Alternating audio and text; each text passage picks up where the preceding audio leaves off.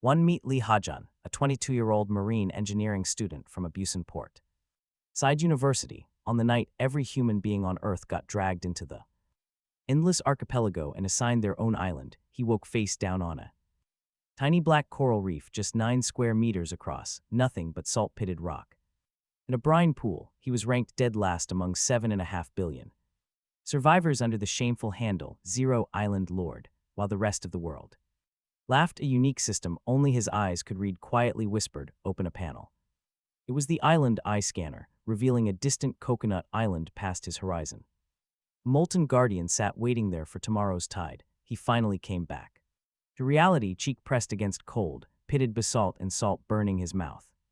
While the open ocean roared on every side, no horizon, no shore, just endless water rolling under a sky stained with too many colors, resembling a bad printing of a chaotic sunset. His fingers scraped the rough stone before his eyes even registered the reef. His brain desperately tried to return to the lecture hall. In Busan, remembering half-drunk vending machine coffee sitting on the desk and the marine engineering textbook open to a boring chapter on hydrostatic stability, while a professor's tired voice hummed in the background, but that familiar reality was gone.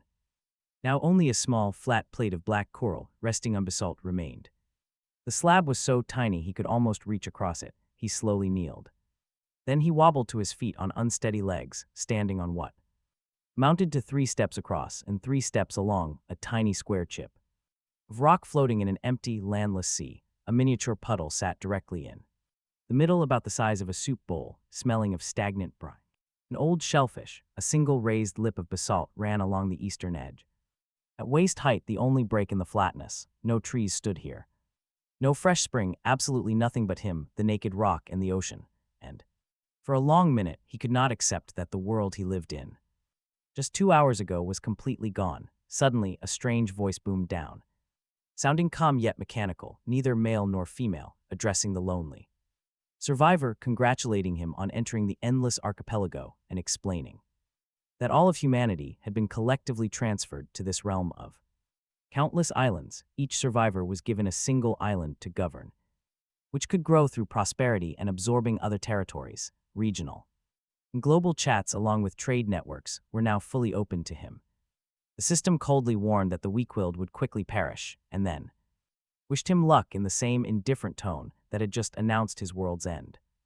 The mechanical voice faded away slowly like a radio dial being turned down, and a small glowing light blue panel remained suspended in the air at the level of his eyes, waiting for him to read it. He sat back on the stone because his knees refused to support him anymore. He stared at the display and detailed his territory as Zero Island, owned by Ha-jun, area 9 square meters, with no resources, no fresh water, no shelter, and 0 defenses. Special trait: infinite evolution. Current state: an incomplete island core. Growth required: absorbing ownerless island cores, abandoned hearts, and conquered territory fragments. A small note at the bottom added a final insult. Lee Hee-dong's island is rated F-, ranking dead last across the Endless Archipelago. The line gets read a second time, then a third, because the panel does not feel like the kind of news he wants to misread at the start of this crazy survival. A regional ranking window opens up next, unprompted, a wider panel scrolling right past him in a long, slow column of names and numbers, and at the absolute bottom in tiny print where rankings refuse to be rounded, his entry displays rank 4,982,611,009, Zero Island, owner Lee Hee-dong, area 9 square meters, prosperity 0, along with a polite system footnote explaining that ties at this rank were broken in favor of the smaller resource baseline. Below him there is absolutely nobody, while above him stands the entire surviving population of Earth. He sits with the panel hovering before his face on a tiny reef. He can pace in 7 steps, and the part of his brain still thinking like a marine engineer does the math before the rest of his mind can even stop it. The smallest island in the world, smaller than a man on a sandbar or a woman on a single rock, lower than a survivor clinging to a half-meter cliff. The absolute bottom of 7.5 billion, and there is something darkly funny about it in the way a situation becomes hilarious when it is also a flat-out death sentence. The world. Imagine having your worst failure displayed instantly. The global chat scroll opens up right as The system delivers all this bad news while a man is already down. And it spills across his view in a massive, chaotic cyclone of human. Voices, players are shouting that their islands have lush forests, clean streams, and herds of creatures they cannot even name. Others beg the channel to explain. What an island core actually is, panicked survivors post that something has just emerged from the tree line while they only hold a simple kitchen knife. Some brag about A-tier talents and S-tier talents, while one screaming. User types in capital letters, claiming a triple S-tier Fire Lord awakening. Others snap back, telling them to read the system guide because this survival is no game, a long wave of scam offers from strangers calling themselves long-dead emperors, promising legendary treasure for water, yet threaded through the middle of it all. There is a quieter, desperate line of people, frantically typing about their children and mothers, pleading with a chat feed that answers absolutely none of them. After a minute of this, someone scrolling near the very bottom of the rank board looks all the way down to read the final name on the final line, posting a screenshot of Hidong's entry, with a caption telling the entire channel to look at the smallest island in the world.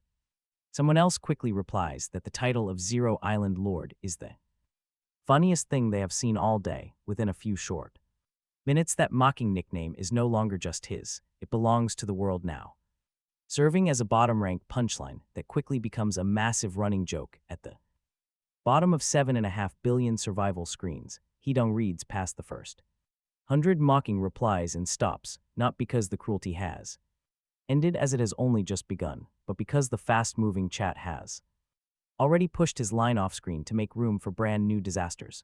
The channel is moving on just as public feeds always do. Regional chat is far quieter, listing only islands within his scanner radius, which the system shows as roughly 1 or 2 kilometers away, populated by just a few hundred voices instead of billions. The chat atmosphere feels totally different now, like a tiny bar compared to a massive stadium. Overlapping conversations scroll past, but he can almost track who is speaking. One user with the handle Big Wood Lord is currently shouting across the channel. He claims his island is 5 hectares of mixed pine and birch trees. It even has a creek and a deer, and he invites nearby small islanders. But they must pay him a tribute just to stand on real ground. Meanwhile, a panicked woman on a lake island has clean water but no flint. She desperately asks the channel 3 different ways how to make fire from scratch. A calm, older user named Old Sailor steps in to offer some advice. He explains that a long shoelace, dry wood, and extreme patience will do it. Using a bow drill should get her fire. Meanwhile, a user named Bondsman lurks. He quietly offers protection to any Cliff Island owners under a certain size, but only for a daily tribute. Meanwhile, a user named Salt Cellar asks a question. She wonders if anyone has tracked the wind direction along the regional axis. Her salt flats are drying incorrectly, but the bragging forester just laughs at her. He mocks the chat, saying they just received a brand new Zero Island Lord. He mockingly asks if anyone can spot the biggest joke on the leaderboard. Our protagonist reads it all. He studies every single profile. In his current desperate situation, information is everything. Since he needs facts first, he refuses to type a single word in reply.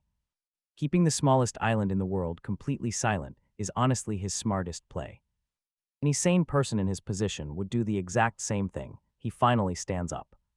Leaving the cold basalt rock, he slowly walks the perimeter of his tiny territory. 3 steps east to the cliff edge, then south, west, and finally north to map it. Just 4 corners and a tiny center. That is the entire inventory of his island. The eastern lip rises to about hip height, made of pure, fused basalt rock. There is a small natural shelf underneath, just large enough to shield him from wind. He bends down to touch and tastes the tiny puddle sitting right in the middle. It is incredibly salty, tasting of bitter brine and long-dead shellfish, completely undrinkable. Beyond the eastern drop, the sheer cliff falls directly into the open ocean. It is incredibly deep, fading into a darkness where he cannot even spot the bottom. The water turns from dark blue to pitch black. No fish are visible here. The puddle contains nothing edible, and this barren rock offers absolutely nothing.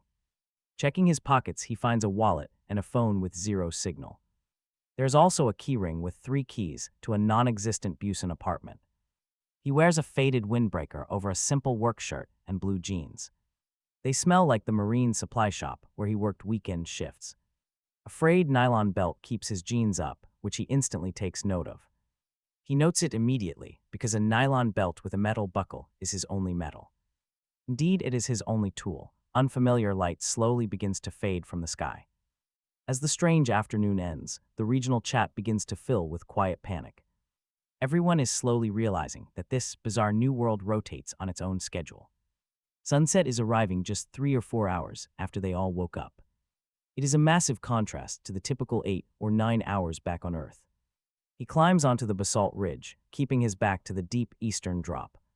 Pulling his knees to his chest under his windbreaker, he pulls his hood up. He pulls his collar up against the cold wind rising off the sea.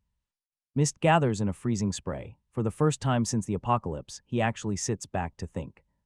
Thinking does not last long, at least hunger has not kicked in yet. Thirst is just a dry coil in his throat, feeding on the freezing salt mist.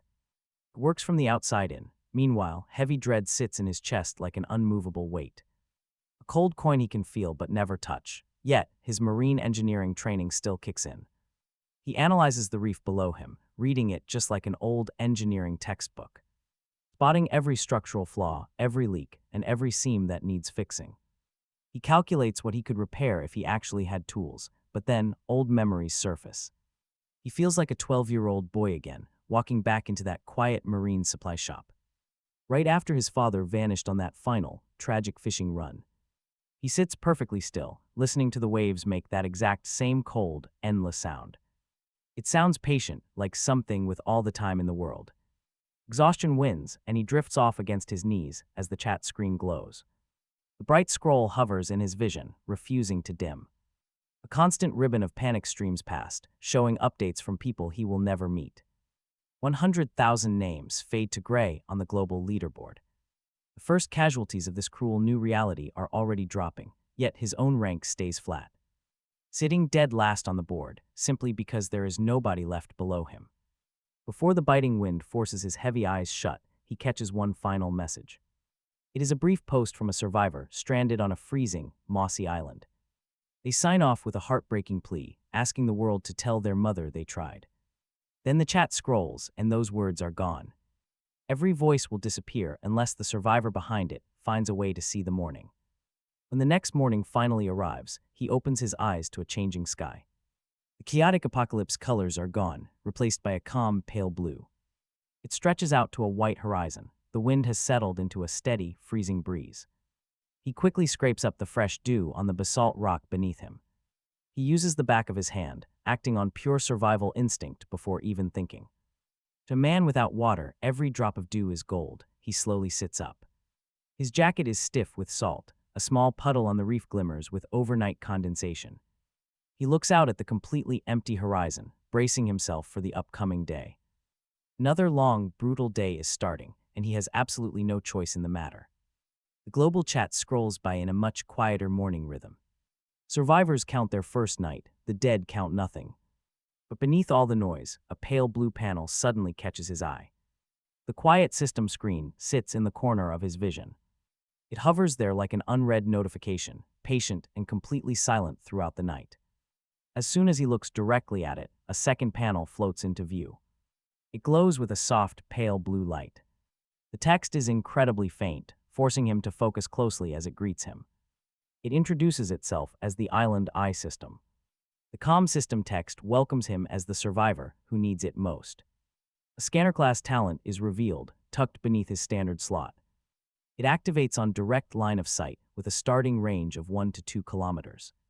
It grows as he trains and ranks up, analyzing islands by owner, area, and resources, danger rating, monster type, monster count, guardians, and even hidden resources or claim conditions. It even scans monsters by rank, weakness, behavior, and drops, while assessing people by talent, grade, and rough strength levels and basic intentions. It also analyzes objects by material, hidden compartments, and worth, while scanning terrain currents, weather, and hazards. Then a differently shaded text pops up at the bottom, revealing that no other survivor in the region has this Island Eye. He is the only one, and the system recommends keeping this secret for as long as his survival depends on being underestimated. He sits with his back against the basalt ledge, reading the screen twice like a man. Studying a will, the smallest island in the world holds the only scanner. The odds are uneven, but the math has shifted. Another prompt floats up under the scanner screen without him asking. A thin, soft warning line appears. Calling itself an insight burn warning, it warns that scans consume endurance and spirit when pushed beyond natural limits or his current skill tier. Overusing the skill yields false or partial results. Recovery requires slow sleep cycles, and the system won't stop him from overexerting because it only provides pure data, not personal advice or opinions of any kind. The warning fades away, and the system keeps any remaining footnotes to itself. He rubs his thumb against the salty grit on the heel of his hand. He decides the only way to deal with an unknown talent is to use it on the closest target. He stares down at the basalt beneath his boots, focusing for a brief moment like the guide instructed, letting the eye do its work. The reef is identified as Zero Island, owned by Lee Hayden, Area 9. Square meters with pitted basalt over black coral. Zero resources, zero fresh water, and a natural eastern ridge providing slight wind cover. Defense rating is F-, open on 3 sides, and a special trait called Infinite Evolution glows in a silver corner of the panel. Current state is an incomplete core. It grows by absorbing ownerless ones. In abandoned fragments, a microscopic note sits at the bottom, revealing that this infinite evolution is a massive hidden trait scaling his fusion potential. Scaling all his future fusion gains way past the usual limit. Each absorbed core delivers 80 to 120% expected power, instead of the standard 100% he would get elsewhere. This trait cannot be removed, copied, or transferred to others. The smallest island in the world possesses a power called infinite. He reads the line 4 times over, stunned by the sheer scale of what the system is hinting at without saying it directly. Talk about an absolutely massive advantage. He has the world's worst land, but the best possible engine to fix it. But feeding this engine requires the exact resource that other survivors will fight to protect at all costs. Next, he shifts his scanning focus onto his own body. Taking a quiet second as a third status panel pops up, it lists his details as Lee Hayden, age 22, endurance 10 versus the adult male baseline of 10, resolve 10. Spirit 10 and his current condition as lightly fatigued. Energy low, hunger moderate. His standard talent slot holds an ice scanner, listed as a tier above standard, though the specific tier is withheld. His secondary slot is empty. His equipment, a frayed nylon belt with a salvage-grade steel buckle. His faded canvas windbreaker is also salvage-grade. Cottonwork shirt, denim work jeans, a salvage-grade leather wallet. His mobile phone is classified as inert. A polite system note calls it a useless brick with sentimental value. He reads the screen without any real surprise or disappointment. A baseline guy with a single, highly unique talent is exactly the hand the system would deal, a marine engineering student. His hand goes to his belt buckle. Automatically, he uses 2 fingers to feel along the thin steel tongue of the buckle. It is cheap stamped steel, the kind you can break off with patience against a hard surface to make the dullest knife in the world. His inventory reads it as his only edged tool. His scanner eye confirms it. A small footnote notes that with effort, it can become a crude blade. Curiosity pulls his focus out across the open water. In every direction, his scanner eye sweeps along obediently with his gaze. The range bar reads 1.2 kilometers. It pulses slowly in tune with the steady cost. Across the scan area, the system reports nothing, just open water all around. The current runs north to northeast. At half a knot, surface temperature sits at 13 degrees Celsius. No landmass is detected within range. No monster signature detected either. Just empty water. No ownerless core is found. There is a faint footnote stating that his maximum scanner range in this first hour is rarely the true operational range. Practice will stretch it. He closes the scan. After the second sweep, the burn in his left eye starts to itch, and he can feel his endurance drop a fraction on his status panel. The system remains polite, but the surrounding world stays empty. Both realities clash on the reef. He sits right between them, cold and alone, while the wind lifts icy mist into his windbreaker hood. World chat scrolls below the closed panel without any prompting from him. The system seems to want to keep him company, even when he wants to be left alone. Things are getting dark fast. The tone has shifted, the bragging has thinned, the screaming has faded. Entire regions have gone completely silent, marked by a gray font. The system uses for the dead. As he reads, the list updates in real time. Names are fading. Somewhere out across the archipelago, a survivor's life drops below the threshold. The system tracks it all. One line appears right in front of him, clean and brief. A survivor known only by his handle, Forest Falconer, signs off with a final plea. Tell his sister in Daegu that he tried. Then the cold gray settles over his message. Another voice posts that a 6-meter-tall creature just walked out of his birch grove. He's going to try to lure it onto his neighbor's island. His line turns gray 20 seconds later. Silence. The first deaths of this new world are beginning. He always thought dying would be loud, like the shipwreck stats in old textbooks. He was totally wrong. It is quiet, small. Just a sentence cutting off mid-thought, the cursor suddenly freezing. Regional chat is a soft hum against the empty pulse of the world. Dozens of survivors are already settling into roles in these first few hours. A cocky forester named Bigwood Lord brags that his northern slope has cleared 3 deer. He demands that smaller islanders bend the knee to him. Then a desperate woman calling herself Glasswater posts a message about her island. She begs for flint or asks if anyone has figured out how to start a fire using nothing but dry moss, and nobody seems to answer. Finally, an old sailor patiently explains the bow drill method again. Meanwhile, a bully named Bondsman demands tribute for protection. He targets small island owners on the eastern side of the region. A player named Salt Seller offers trades for her newly dried salt. She wants fair trades. Another man, Coral Wren, posts a clean guide on how to check if tide pools are fresh and which sea species are safe to eat. A young girl named Reed Stoop nervously introduces herself to the group. She asks for advice about her marsh island, but she is ignored. Completely ignored, the bottom of the chat simply fades into gray. It is slower than the global feed, but drifting the same way. He pins every single handle to his panel for later reading. His system eye reads those handles as plain text, not active scan targets. And these survivors are all separated by miles of deep, completely unseen ocean water. Back on his reef, a tiny puddle begins to catch morning condensation. But the rising sun quickly dries it up. He dips his windbreaker hem into the moisture and squeezes it into his mouth. Salt, pure brine.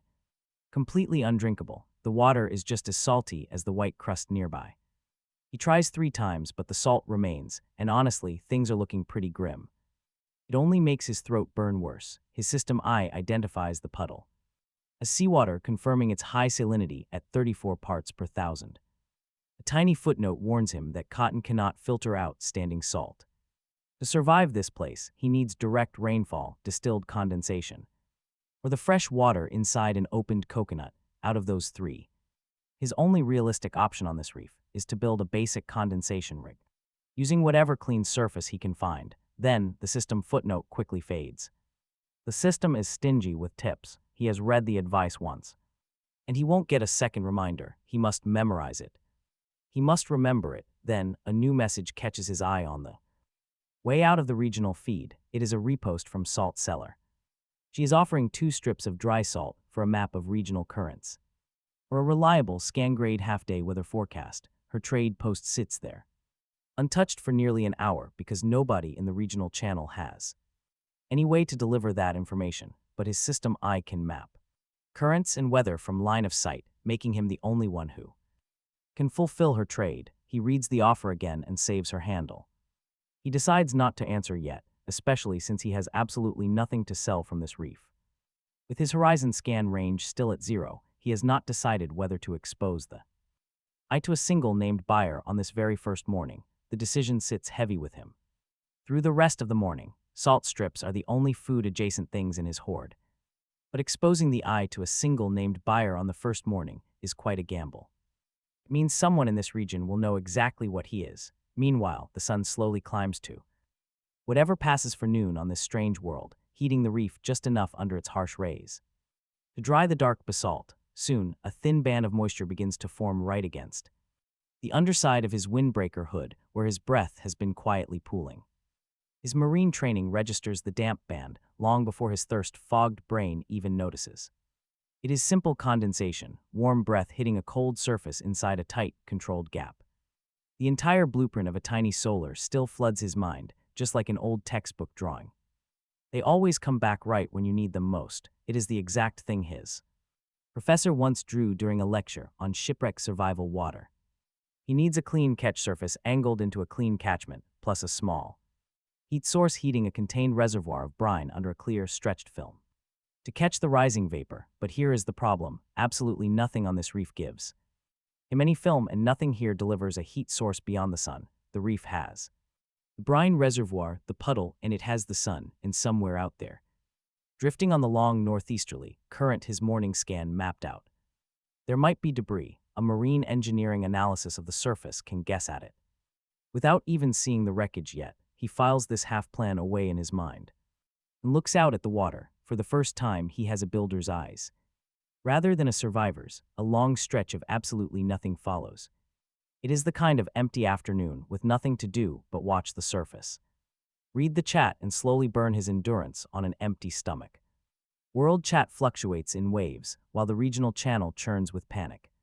He runs a careful sweep of the reef edge twice more, ending the same way. No fish in the puddle, nothing in the current to grab by hand.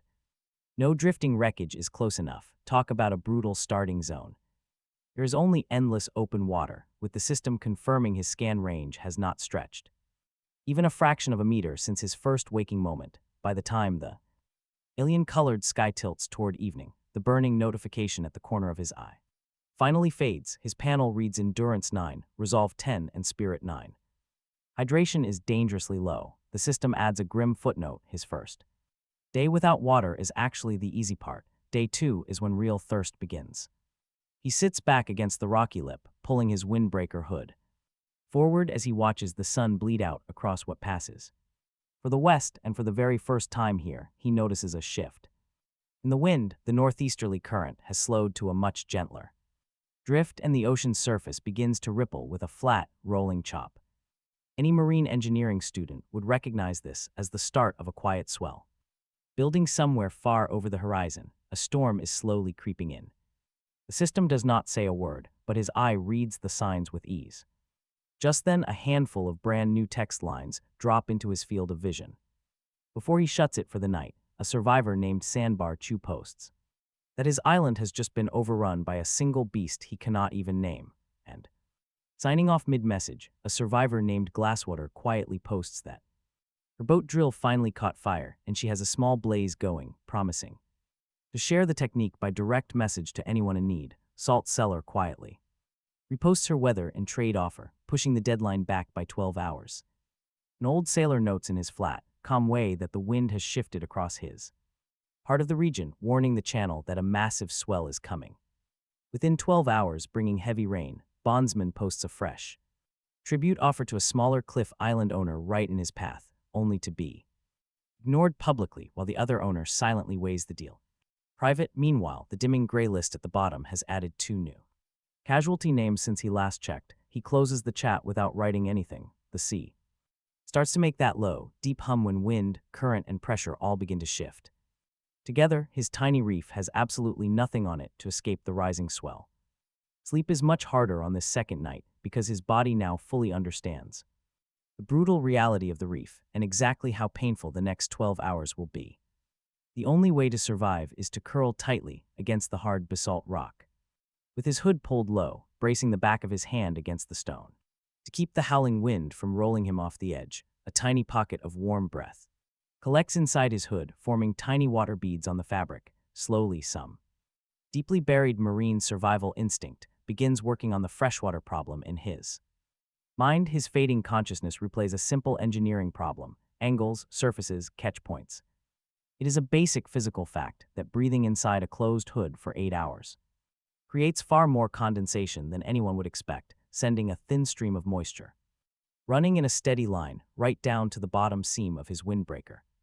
At his work shirt collar, suspended between sleep and consciousness, his engineering mind files this critical detail away as tomorrow's top priority. He notes, with a grim sense of relief, that a solar still needs a clean surface to collect water. And the only clean surface on this entire barren reef tonight is inside his own clothes. The ocean hums against the basalt rock. A dim chat scroll flickers in the corner of his eye. His eyes are closed, but the system panel is patient. It will wait. But look closer out across that pitch-black northeast current. A massive red eye glows. A piece of drifting sea wreckage slowly floats toward his reef. This debris is crawling. At just half a knot, the young engineer has no idea it is coming. His system eye cannot detect. Yet, but the sea moves in predictable ways, and a marine engineering student knows exactly what currents do. Morning on day 3 rises through a damp, heavy gray fog that rolled in overnight off the swell. The basalt rock is slick with salty spray, and his windbreaker is stiff with salt at every single seam. His throat is so incredibly dry that even trying to swallow tastes bitter. As he pushes himself up off the cold rock and stretches, his aching body confirms the harsh reality displayed on the floating system panel. Endurance has dropped to 8, resolve is 9, spirit is 8, hydration is critical. And the system politely adds a small warning that a survivor in his current state has only 18 to 24 hours before complete collapse. The hood comes off slowly, because the damp inner lining had beaded overnight, exactly as his engineering brain predicted. He runs a cautious hand along the inside seam. His palm comes back wet. Pressing the wet cloth directly to his dry lips yields a teaspoon of liquid. It is fresh water, slightly briny at the bottom, but mostly drinkable. Drinkable in the same way a dry desert finds a single tear drinkable. His first water in 2 days. It hits his mind like a sudden spark. Suddenly, a second panel opens up in his visual HUD, right below the main screen. The scan reads the hood condensation as roughly 20 milliliters of low salinity water. A tiny prompt suggests he scale up his makeshift rig immediately. Sitting back against the edge, he quickly runs the math like an engineer. 20 milliliters is not enough. He has to multiply that across the reef. He needs to harvest every flat surface, target every puddle under the sun. With the sun heating things up, those tiny drops can guarantee his survival. He forces himself to move before intense hunger can paralyze his limbs. Stripping off his windbreaker, he flips it inside out to collect water. Next, his work shirt comes off. He folds it tightly into a wicking pad. This will help channel the dripping condensation straight into his makeshift reservoir. He empties his leather wallet sleeve, shaping it into a tiny, flat tray. His system labels it salvage grade, perfect for a one-time water cup. He props the windbreaker hood open over a salt puddle using coral fragments. He pries them loose from the reef edge using his sturdy belt buckle. Talk about making something out of nothing. It is ugly, but it works. As the blazing sun climbs high above the haze, his plan starts working. The trapped puddle heats up underneath the fabric, exactly like the manual promised. By midday, heavy beads of condensation form on the slick fabric of the windbreaker. They begin to drip steadily down into the folded wicking pad he made. From there, the clean moisture channels directly into his improvised leather wallet sleeve. Within an hour, he has a tiny, finger-wide pool of fresh water collected. His digital HUD reads the salinity level at under 2 parts per thousand. It is safe. He sips a tiny drop, feeling the cool relief hit his chest. His parched brain absorbs the hydration like a stalled engine catching a fresh spark. Against all odds, the humble rig holds, and then something new drifts close. Debris is drifting on the northeast current just as he finishes adjusting the rig. A dark shape floats on the water, roughly 40 meters away from the reef. It rides the slow, steady drift that his morning scan had previously mapped out. His focus snaps directly to the object, his vision HUD pulsing with data.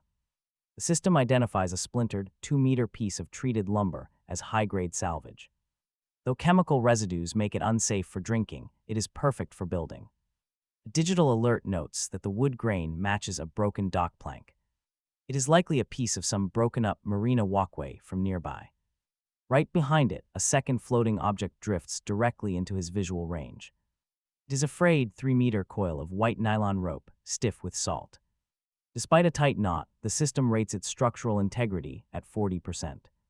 Trailing behind the rope is a weathered chunk of yellow foam. It is about the size of a kitchen stool, drifting slowly in the breeze. Just on the edge of his vision, he spots a folded canvas tarp. Carried by the current like small fluttering banners, his system eye reads and tags each one, plotting them all along a faint moving line across his vision, much like a sonar screen. The line flows past his reef on a track, heading directly toward the basalt edge. It will pass within about 6 meters of the rocks. 6 meters is a massive risk. Swimming out in this freezing temperature would completely drain whatever precious hydration he just secured. But fortunately, that distance is less than his rope length. He thinks for a hard minute. Then he acts. He quickly whips off his sturdy nylon belt. Knotted tightly into his jacket sleeve, the belt extends into a loop. He weights the steel buckle with the heaviest piece of sharp coral he can pry loose. This makes a perfect snag line, giving him 3.5 meters of usable reach. The heavy weight is perfect. He throws. His first cast goes wide. The wind is wrong. His second cast fails, but the third lands. It drops perfectly right over the drifting plank, catching on a split.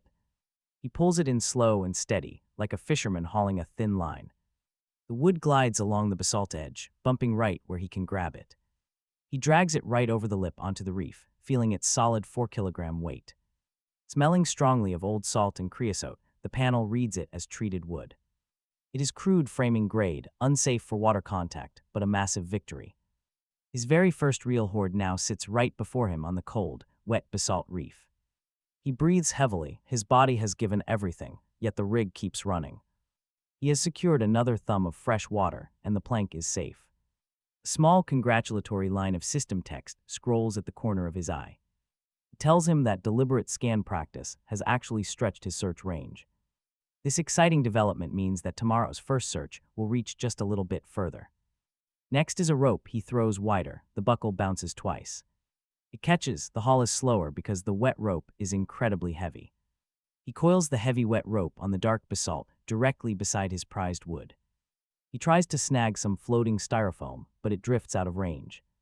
A scrap of canvas tarp is lost to the wind before he can cast. The current sweeps it away. He throws again, a desperate, long fourth cast.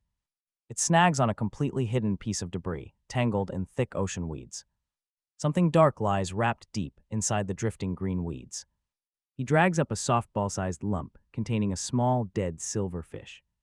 It is slightly rotted, still recognizable. The system tags it.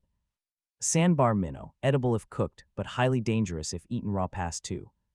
His system eye calculates the time of death at roughly 40 minutes ago. The minnow lands on the rocks. His small hoard has suddenly grown. Tripled in size in just 20 minutes, hunger instantly drives his move. Having gone 18 hours without food pushes him completely past any remaining thoughts of cleanliness. The fish is tiny, maybe 80 grams, just a thin, shimmering catch. It easily comes apart in his cold hands as he tears it. He rips the head clean off, sliding a thumb down the belly to clear the guts. A scan confirms the cleaned flesh is safe to consume for 30 minutes. He splits the fish in half along the spine and eats the raw meat immediately. Just like the fishermen on Busan docks eating their fresh, cold morning catch. No time for a fire. The fish meat is cold, clean, and salty, but his brain instantly registers the welcome, clean hit of protein in his stomach. He saves the rest, wrapping it tight inside a scrap of canvas tarp he found. Wedged at the reef edge, right where the heavy wind had pinned it. He tucks it away deep under a cool basalt lip to keep it fresh. His hoard grows. It now reads plank, rope, wrapped fish, and his wallet sleeve. There is even a faint trace of salt on the canvas for later. He scans every item deliberately. This morning taught him a very clear lesson. Analyze everything. The scanner reads more than just islands, and the rope results are finally back with a specialized note that instantly catches his eye.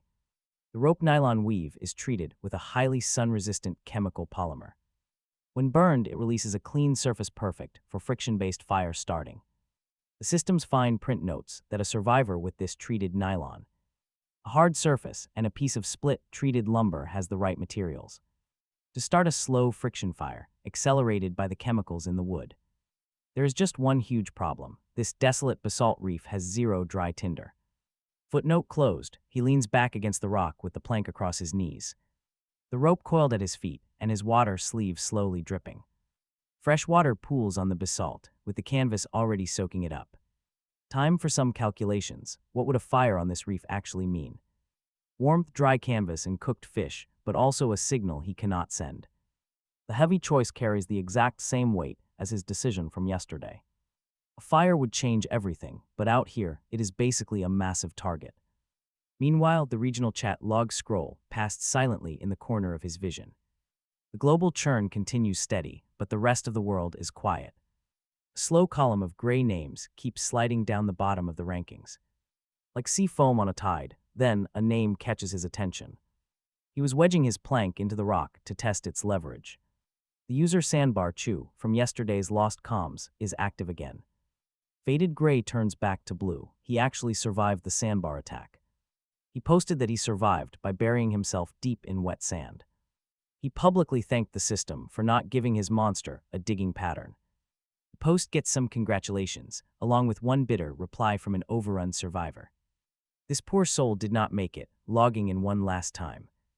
He only hopped on to tell everyone his final, tragic plans. He is simply going to lie down in his orchard and never get up. Status faded to gray. The orchard owner was gone 20 minutes later. A brutal contrast. He notes the thin line between life and death.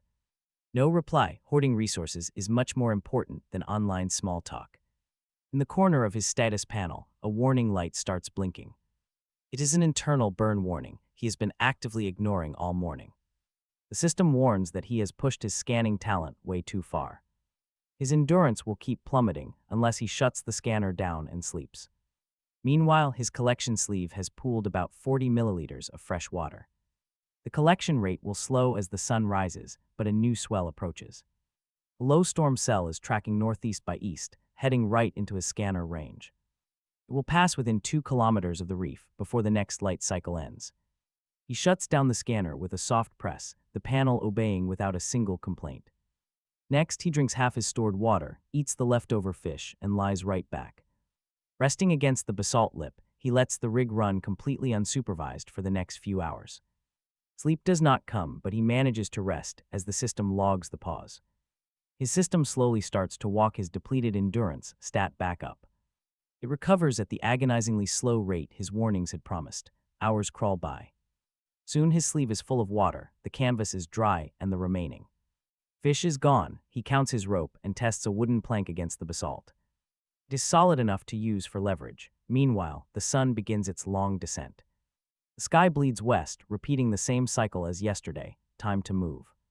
He pulls his windbreaker over his damp work shirt and climbs onto the basalt lip. With his sleeve still stiff from the rig's dripping water, he focuses his eyes eastward. He stares toward the horizon, looking in the only direction he has not yet scanned. The range bar pulses at 1.3 kilometers, slightly farther than yesterday. His gaze sweeps across the water until a faint gray haze begins to take shape. Right at the absolute limit of his vision, fading like a distant fog light. His eyes catch a soft, pale glow. There is no clear detail yet. The system simply tags it as an unresolved land signature right on the border. A warning notes that a direct rescan from here will drain his energy. He must either get closer or train his range over multiple cycles first. It is a slow, grueling process of steady progression. The faint glow lingers for a brief second before fading back into empty ocean. The horizon clears. Around him in the fading light, the reef and his gear sit silent. Yet somewhere across 1.5 kilometers of freezing, open water, a brand new plot of land is catching the exact same evening sun. The smallest island in the world has finally spotted its neighbor. 2 storms roll in over the next few nights. The first is light. The second storm hits much harder, forcing him to adapt and modify his rig. Honestly, this stranded marine student has absolutely nothing else to do with his time. Plus, every single upgrade noticeably boosts his daily fresh water collection. He jams the wooden plank into the basalt to brace his windbreaker. Heavy rope holds his canvas down, protecting his food from the lashing rain. Riding the storm's wake, some drifting trash washes right onto the reef. It is the styrofoam he missed earlier, now secured as an extra flotation reserve. Soon, 2 more precious drifting items float into his salvage range. First is a flat, weathered piece of hardwood, perfect for some much-needed decking.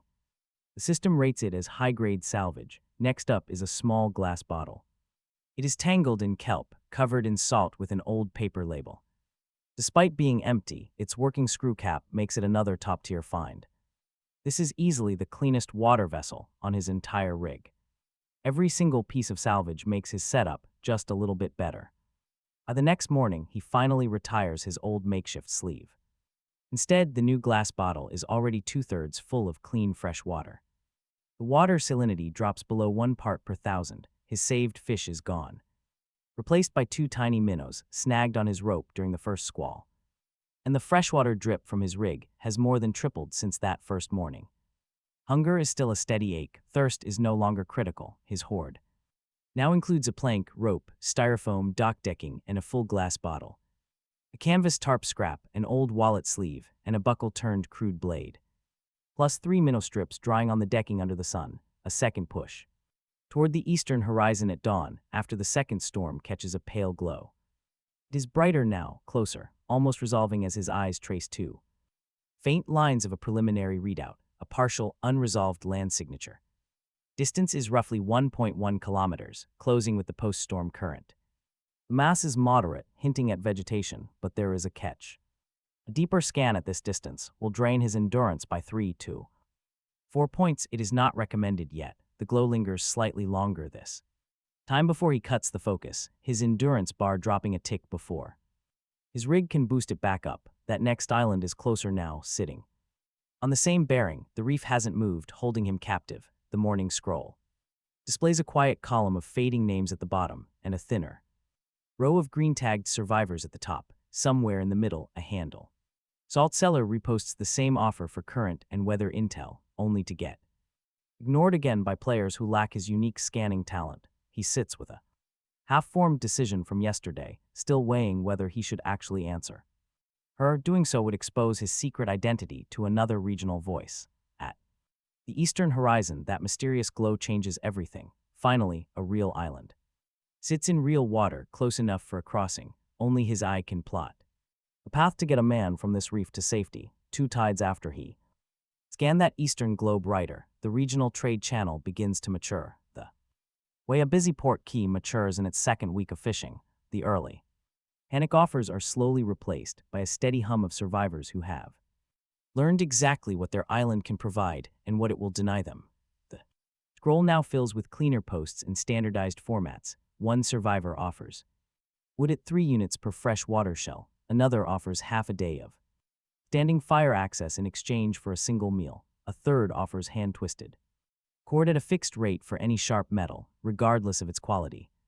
He reads through these listings from the basalt lip, his quiet rig sitting idle at his feet. His marine engineering brain reads the market like he would read a refit yard. No emotion, just calculated cost and benefit.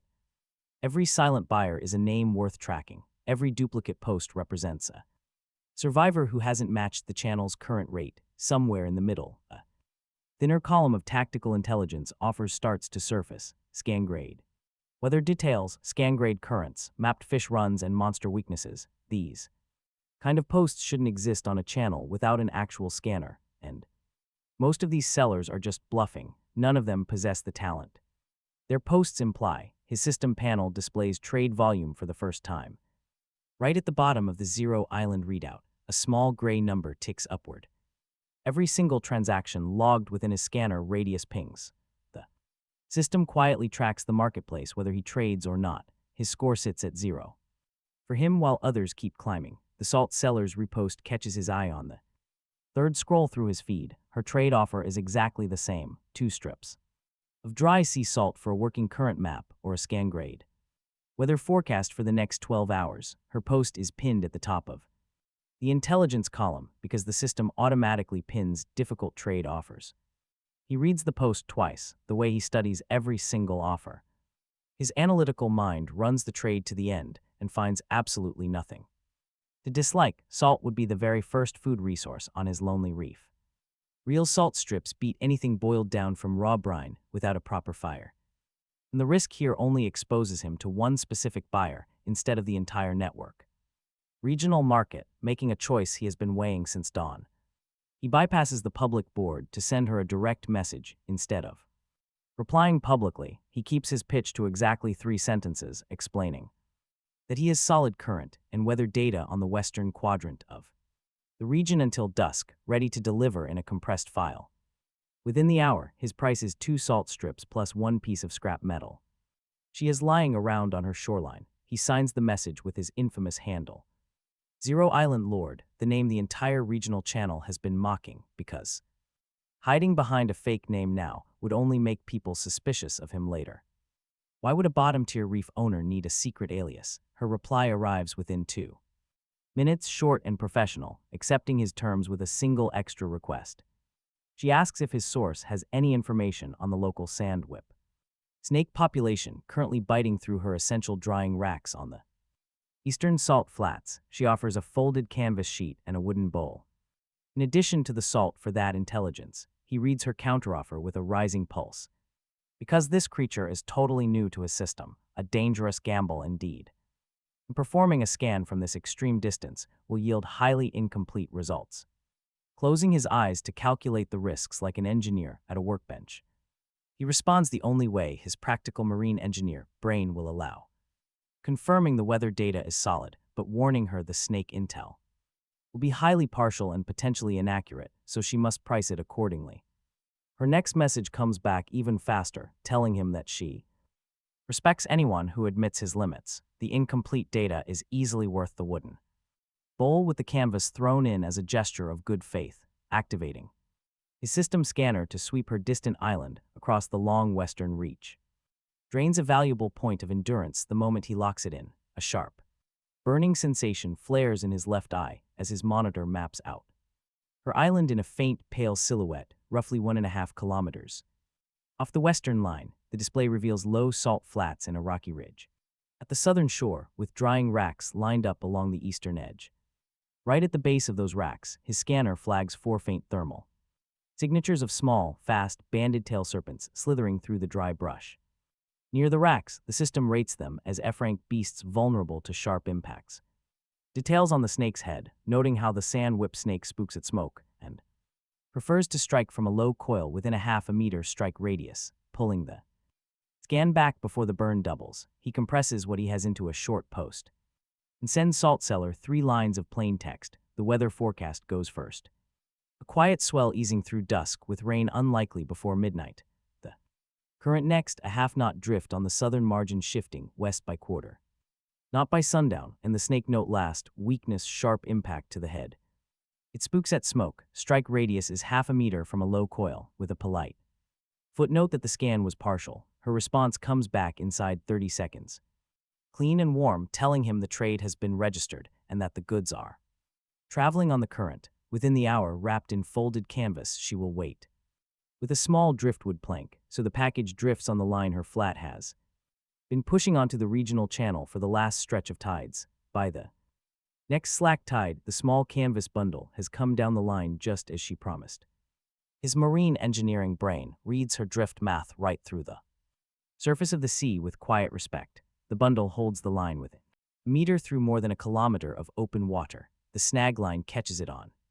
First cast, the haul comes in heavy with salt inside the folded canvas, along with it.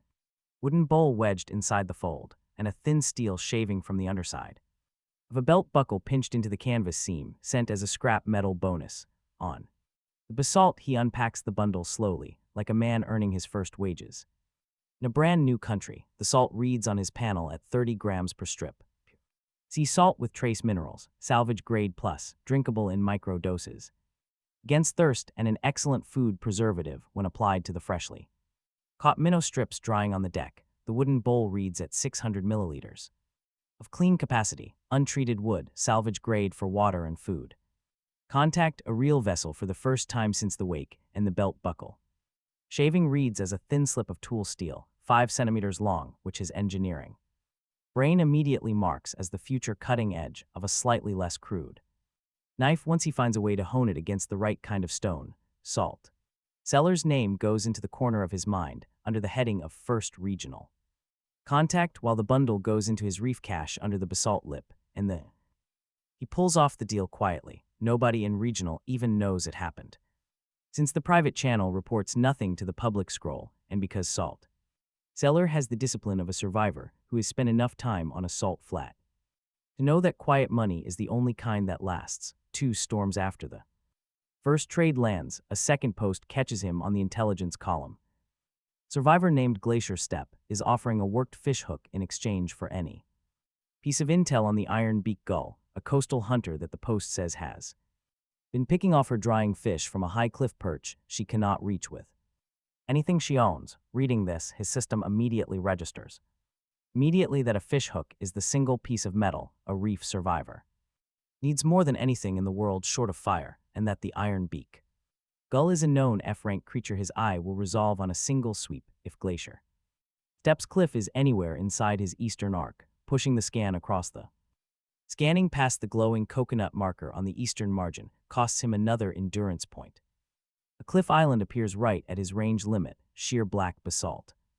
There are 2 driftwood drying racks on a tiny ledge and a single gull. It glides in a slow loop as the system readout for the bird pops up. F-rank weak throat, it dives down from its steady flight path. This happens every 14 to 16 seconds, leaving a tiny quarter-second window of vulnerability. Hit it mid-arc when its wings fold, and tossing a stone will drop it. Hit that tiny window and the bird falls. Suddenly, Glacier Step accepts his trade. She agrees the moment he asks for a simple fish hook and some grass. It is just some dry coastal grass she gathered from her own ledge by the next tide. The hook arrives tied to a driftwood float, drifting slowly in on the eastern current. It is just like the salt cellar's package that drifted in from the west. His line snags it cleanly, pulling the hook onto the dark rock. That makes 2 pieces of actual fishing gear in his stash. 2 hours later, she messages. She sends a quick thank you, confirming her target is down on the rocks. She has cleared the drying rocks of every single fish she can carry back. He files her name right next to the salt cellar. It is like running a business. He keeps a meticulous record of his first reliable customers who pay on time. On the 3rd trade, he gets some flint, a small dark stone wrapped up tight. It is wrapped in dried palm fiber and sent down the southern current by coral wren. He traded it for system data on the migration patterns of the reef-back tortoise. That was something coral wren's tide pool guide had been trying to find out for days. 3 days of silence ended with this simple transaction. It was incredibly clean. Coral wren has the strict discipline of an old sailor. No waste, no nonsense. No haggling and no bragging, just a fair price and good information in return. Holding the flint, his marine engineering brain starts running calculations for fire. The math is simple, flint plus his steel belt buckle and some dry nylon rope shavings, along with some shaved wood and a sheltered spot under the rock ledge, means he can finally make fire, the absolute dream of every survivalist. As long as the rain stops, his chances have shifted from impossible to highly likely. He grips the cold stone in his hand for a long moment before putting it away. He sits in quiet satisfaction, much like a marine engineer completing a hard project. The parts list is finally complete, and the real work can finally begin. But while he works, the public chat is absolutely buzzing with noise.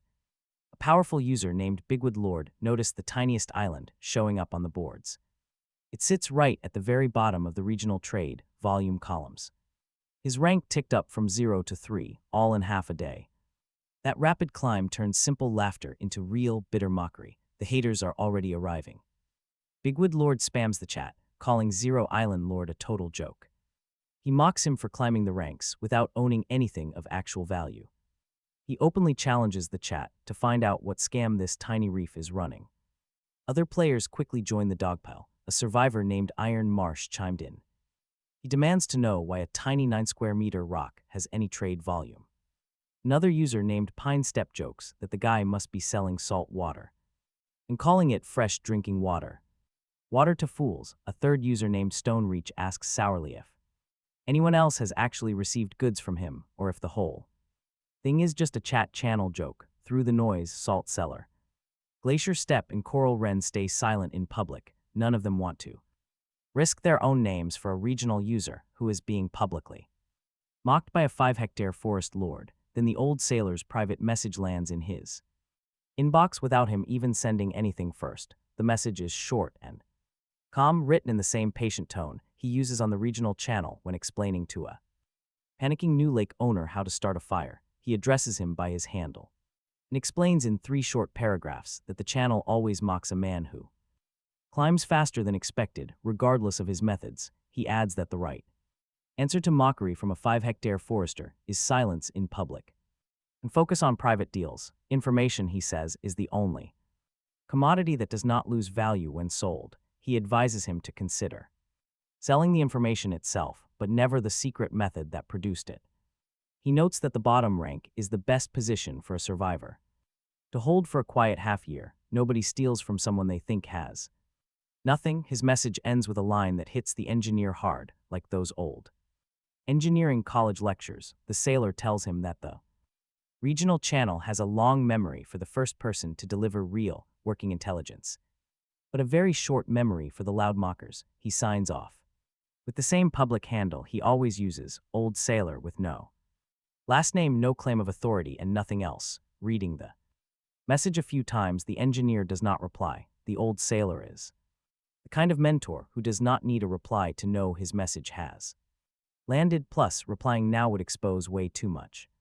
By the second tide after that private message, a fourth trade proposal lands on the intelligence board, like a customer walking into a quiet shop on a slow week. A survivor named Glasswater opens a private chat with him without posting on the public scroll first. Her tone is professional and slightly cool, marking her as a survivor who has already been burned by chat scams. She says she heard from a quiet source that he delivered salt cellar, a working snake forecast, and a solid weather report. Now she wants to open an adversary intelligence trade with him at a price he will set. Now watch as his analytical mind runs this suspicious offer through. An adversary trade is what a survivor opens when she has sensitive information about another survivor that she needs to pass on, and the only payment she will accept in return is information of equal value coming back. Interestingly, Glasswater's offer arrives early because she already decided what to sell before deciding what she wanted to buy.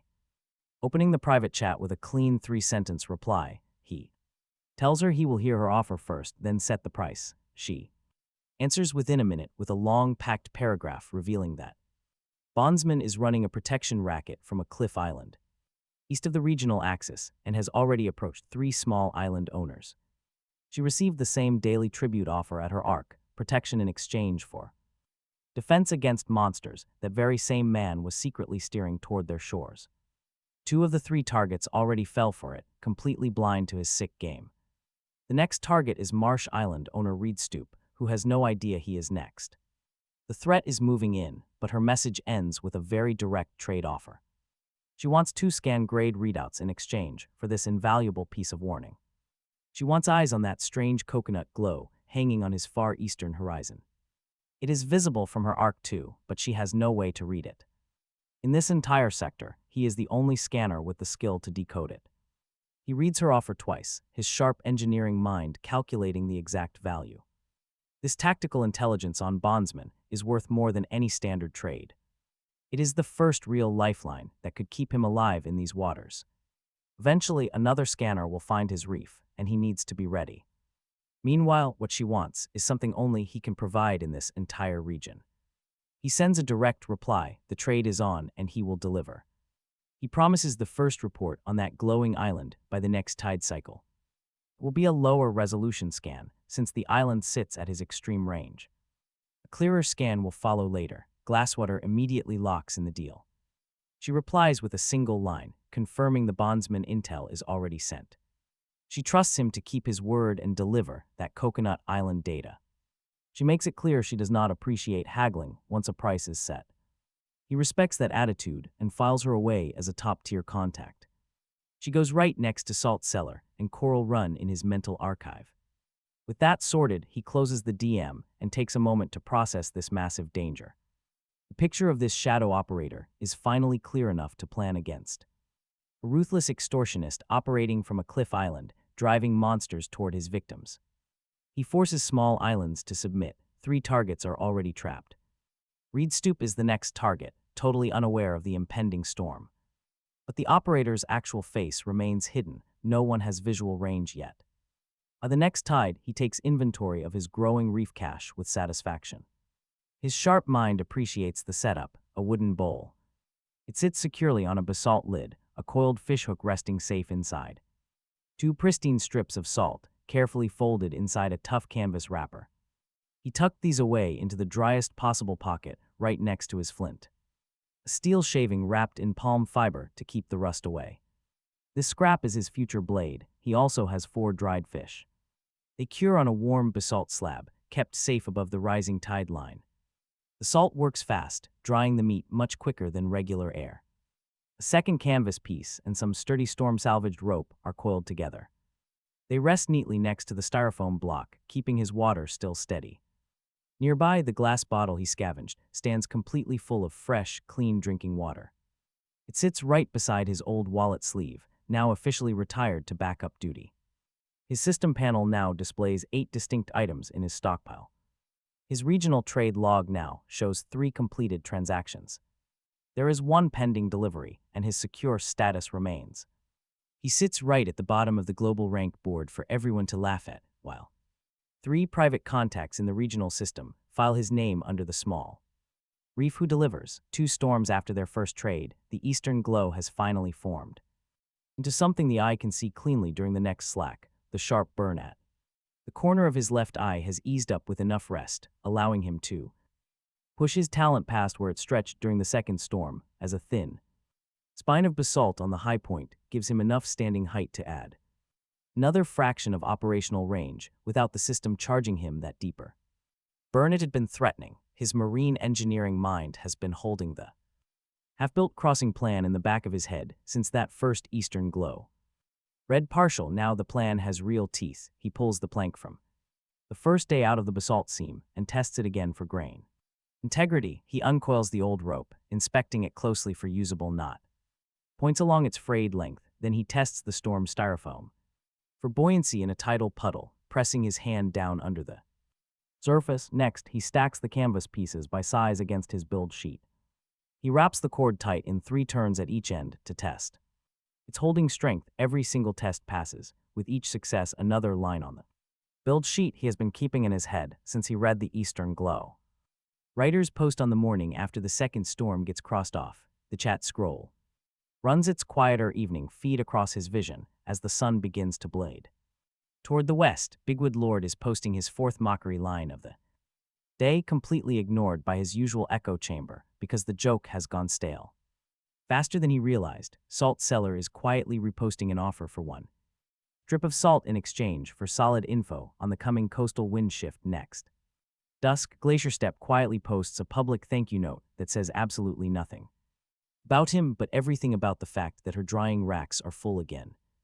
Glasswater stays silent on the public scroll, just as she has been for the last stretch of tides. Old Sailor posts a calm, brief tip to a new survivor named Tide Watch, explaining how to test salinity with the back of a wet thumb. Meanwhile, Bondsman is quietly broadcasting a protection offer directly to a user that the system shows as belonging to Reed Stoop. Reading that Bondsman post on the feed with Glasswater's secret intelligence fresh in his mind, his engineering brain reads the whole situation completely differently. Honestly, that soft, careful phrasing now reads as a predator setting up a kill. That modest protection fee is just bait for the funnel-driven trap to force a hostile takeover, the way Bondsman calls out Reed Stoop's marsh as a spot that desperately needs his security. Is the exact line a hunter throws when the target is already locked. Salt Cellar's name pops up in his private messages right before sunset. Her note is short and exhausted, just like the others since their first trade went through, telling him that his weather predictions worked perfectly. She used his intel to clear out her fish drying racks twice over without losing a single catch. She wants to credit him as her source on the regional channel if he allows it, because the channel people are mocking the intelligence column right now, but a real name would silence that laughter. He wonders if the publicity will help or hurt him. He reads her offer twice, with an old sailor's lessons heavily weighing on his mind. His engineering brain calculates the trade's final outcome and finds an unexpected answer. He faces a classic survival choice here. Would you choose safety or fame? And that visibility is the single most important factor once a second competitor finally appears. So he responds to the Salt Cellar with a very brief reply. He writes back that he deeply appreciates the kind offer, but he would prefer if she holds his name back for 1 more tide until another trade closes. She replies with a very warm message showing she completely understands his strategy. She will protect his identity until he decides the timing is absolutely perfect. Out on the horizon, the strange sun finally dips below the ocean swell. The regional chat screen slows down. It dims just like every evening. The rank board quietens as the day comes to a close. Nearby, his water rig drips a slow, steady line into the bottle. His stockpile sits perfectly organized under the dark basalt ledge like a marine shop. Every single item is in its correct place as the soft eastern glow lingers. It hangs there before fading slowly into gray, and he finally closes his eyes. He pulls his windbreaker tight against the cold rock to sleep. His tools are tucked away safely. His mental build sheet has 2 tasks. Only 2 goals are left on his mental checklist, scanning that eastern island deeply, and building the makeshift float that will carry him directly to its shores. His engineering mind marks tomorrow's tide as the perfect window for both. Morning light finally arrives with a dry, clean haze over the quiet sea. Today, the salt cellar's name goes public. Meanwhile, the dark stone under him is already quite warm, and the morning dew has vanished in patches. His water rig drips its final drops as a soft wind blows. The glowing light to the east has been hovering right at his maximum range. This morning, it shines brighter than he has ever seen it before. The ocean air is incredibly clear, letting him calculate the crossing distance with ease. His logical mind analyzes the water's surface like a shallow tide pool. He spots a slice of land, sitting roughly 1.1 kilometers away. The morning current will hold perfectly steady for the next few hours. He climbs up, he reaches the peak of the basalt spine. With his windbreaker tied tight around his waist, he readies himself. Standing in a firm, squared stance, he locks his long-range focus. He pushes his vision toward that glowing east with absolute intent. Using the intense focus the system trained him with, a sharp burn flares in his left eye immediately, while his interface panel pulses with warning. A quiet line of red text appears at the bottom of his vision. It warns him that this scan exceeds his comfortable range by roughly 15%, warning that the physical burn will cost precious endurance.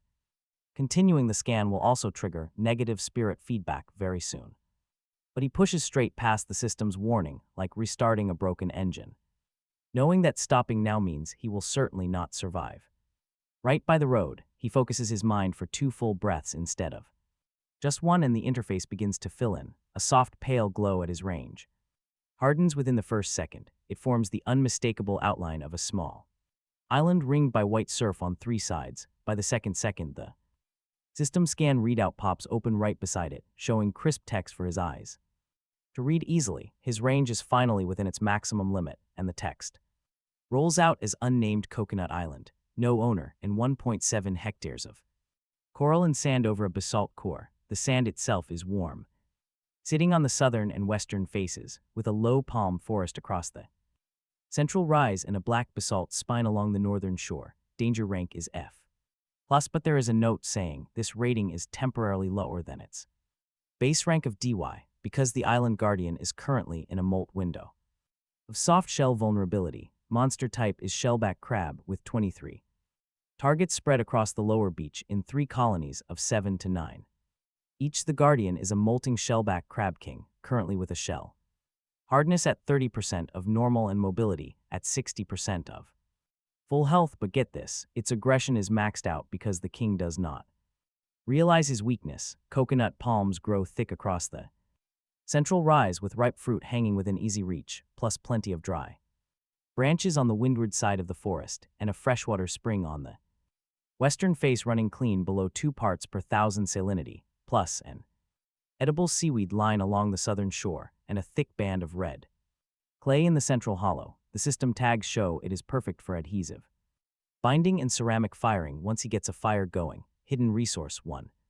Copper chest. It lies buried under the eastern stone of the northern basalt spine, at a depth of 30 centimeters, with the chest contents partially resolved as some bound cord, folded canvas, a small bone-handled tool, and also a packet of preserved fish protein. The claim condition: kill the guardian and extract its core. Estimated difficulty is easy, provided fire and basic traps are used within the current molt window, but that spikes once the king's shell hardens by the next full tide cycle. The strategy is simple: attack before sunset today, while the giant crab's mobility is still at 60%, and before the other crab colonies gather for their evening huddle. The readout wraps up with a quiet footnote in smaller text at the bottom, with the system warning him that this deep scan burned 3 points of endurance, though his scan range has actually stretched a tiny bit from the strain. It's a promising sign, showing that pushing his limits really works, and that practicing under heavy strain will keep expanding his limits. But the cost will keep climbing: a survivor with a full water container, And a day of food in him is the one who should be running these scans, not someone who is currently just one bad tide away from absolute hydration collapse. As the screen fades, his scanning eye closes, and the sharp burning at the corner of his left eye finally eases into a steady pressure, a familiar sensation his body knows well from recent practice. The panel quietly logs his endurance, dropping from 8 to 5, with a soft line underneath. His spirit drops down to 7. He leans back against the basalt spine, resting his hands on his knees, while his body begins a slow recovery. His marine engineering mind has long learned to let his body recover once it understood the talents accounting. He scans the entire dataset. Second time from memory, visualizing the schematics the way he used to read detailed circuit diagrams after a long lab night in Busan. His mind processes the readout, turning it into a build sheet rather than a simple list. The molt window lasts for the entire campaign, closing. By the next tide, the colony's 3 nests represent 3 lines of fire he must avoid. The narrow bottleneck near the basalt spine and central forest is the only choke point the king must pass if he is drawn out of his cave by smoke from his own colony. Dry branches at the windward edge serve as fuel. Red clay is the binding for any weapon shafts, while a fresh water seep provides camp supply. Once he takes the beach, the copper chest under the stone is the graduation hoard that easily pays for his crossing. This entire strategy reads in his engineering mind as a single, clean campaign sheet. It easily fits on his hand, requiring only an absolute self-discipline. To execute his strategy, he turns his head away from the eastern horizon down to the stash gathered beneath the basalt lip. His mind reads this inventory differently. To most, it is just trash. But to him, it is the engineering bill of materials for his only ticket home. A splintered piece of wood, 2 meters long, serves as the keel. A large chunk of weathered yellow styrofoam, the size of a small stool, acts as his flotation reserve. It keeps the deck afloat. A folded canvas square washed down the western drift will skin the styrofoam, protecting it from the sea. A frayed nylon rope at 40% strength serves as his primary binding. A second, much stronger piece of cord that came in with the flint will secure the secondary lash points at both the bow and stern. The worked fishhook retrieved from Glacier Steppe is the only piece of edge finish needed at the bowline. A thin buckle steel shaving acts as a secondary blade, hidden inside his windbreaker where the original buckle used to sit. He also has a flint nodule for his campaign fire kit when landing. The salt strips will serve as the preservation method once fire on the island cures his dried fish into cured stock. 4 dried fish strips laid out on the basalt slab provide 1 full day of rations, even for a body low on endurance. A glass bottle brimful of fresh water is his crossing supply, and his mind flags it as the absolute bottleneck of this campaign. Think about it, if that bottle empties out, the crossing fails completely. Reviewing this list twice, his engineering mind calculates the campaign clock. Against that limit, the answer comes back exactly the way it did. Across his old workbench in Busan, the glass bottle holds just enough for the crossing, half a day on the beach, and the king fight. 1 hour of recovery, that is all he gets on this new soil. This means the freshwater seep on Coconut Island's western face is his only lifeline. Once the campaign opens, he must reach it. He has no other choice. Over the next tides, the float comes together under the flat afternoon light. His hands work the build sheet, just like they used to back at the shop. It feels exactly like a busy Saturday morning refit job back at the supply shop. A splintered plank is laid keel down, wedged tight between 2 coral fragments. This platform sits on the basalt seam. Next, styrofoam is bound to the top. He wraps frayed nylon rope around it, making 3 turns at each third. Then he ties it off with a clean fisherman's knot at each end. It is the exact same way his old boss tied lobster pot floats. Now a folded canvas square is skinned tight over the bound styrofoam. He ties the corners under the plank, using cord from his third trade. 4-point lashings bite the canvas, locking the assembly into a single piece. He bends a worked fish hook into a small loop at the bowline. This hook will catch a thrown cord against a beach palm if needed. At the stern, a second canvas piece is folded into a pocket. This pocket keeps his glass bottle safe and his dried fish strips dry during the crossing. The sharpened end of the plank runs forward from the bow, acting as his keel. Under the canvas wrap, this sharp edge serves as his primary close-quarter weapon. Once he beaches the float, he is ready. He tests every single lashing point. He gives each point a hard pull against the basalt before moving on. Every knot must meet his old mentor's strict standards for seaborne work. He presses every section of the canvas flat with the heel of his hand. This drives every single pocket of trapped air straight to the edges and out. The build clock is running fast, just the way it does when an engineer finally closes his parts list. Right on cue, the salt seller's message lands. It arrives right on the second slack tide of his busy build day. Her tone is warm and brief, just like it has been since their first trade. She has just opened a public post on the regional channel, naming him. She names his handle as the source of the sand whip snake intelligence. This crucial intelligence has already saved her precious drying racks twice over. She made the call without his permission because of Bigwood Lord's mockery. His insults crossed a line, and she will accept whatever response this forces. She will accept anything from him, even if silence is what he needs. He reads her message twice, and his engineering brain registers the shift. He feels no resistance. Her post has been live for 20 minutes. The public scroll is carrying 3 lines of plain attribution for him.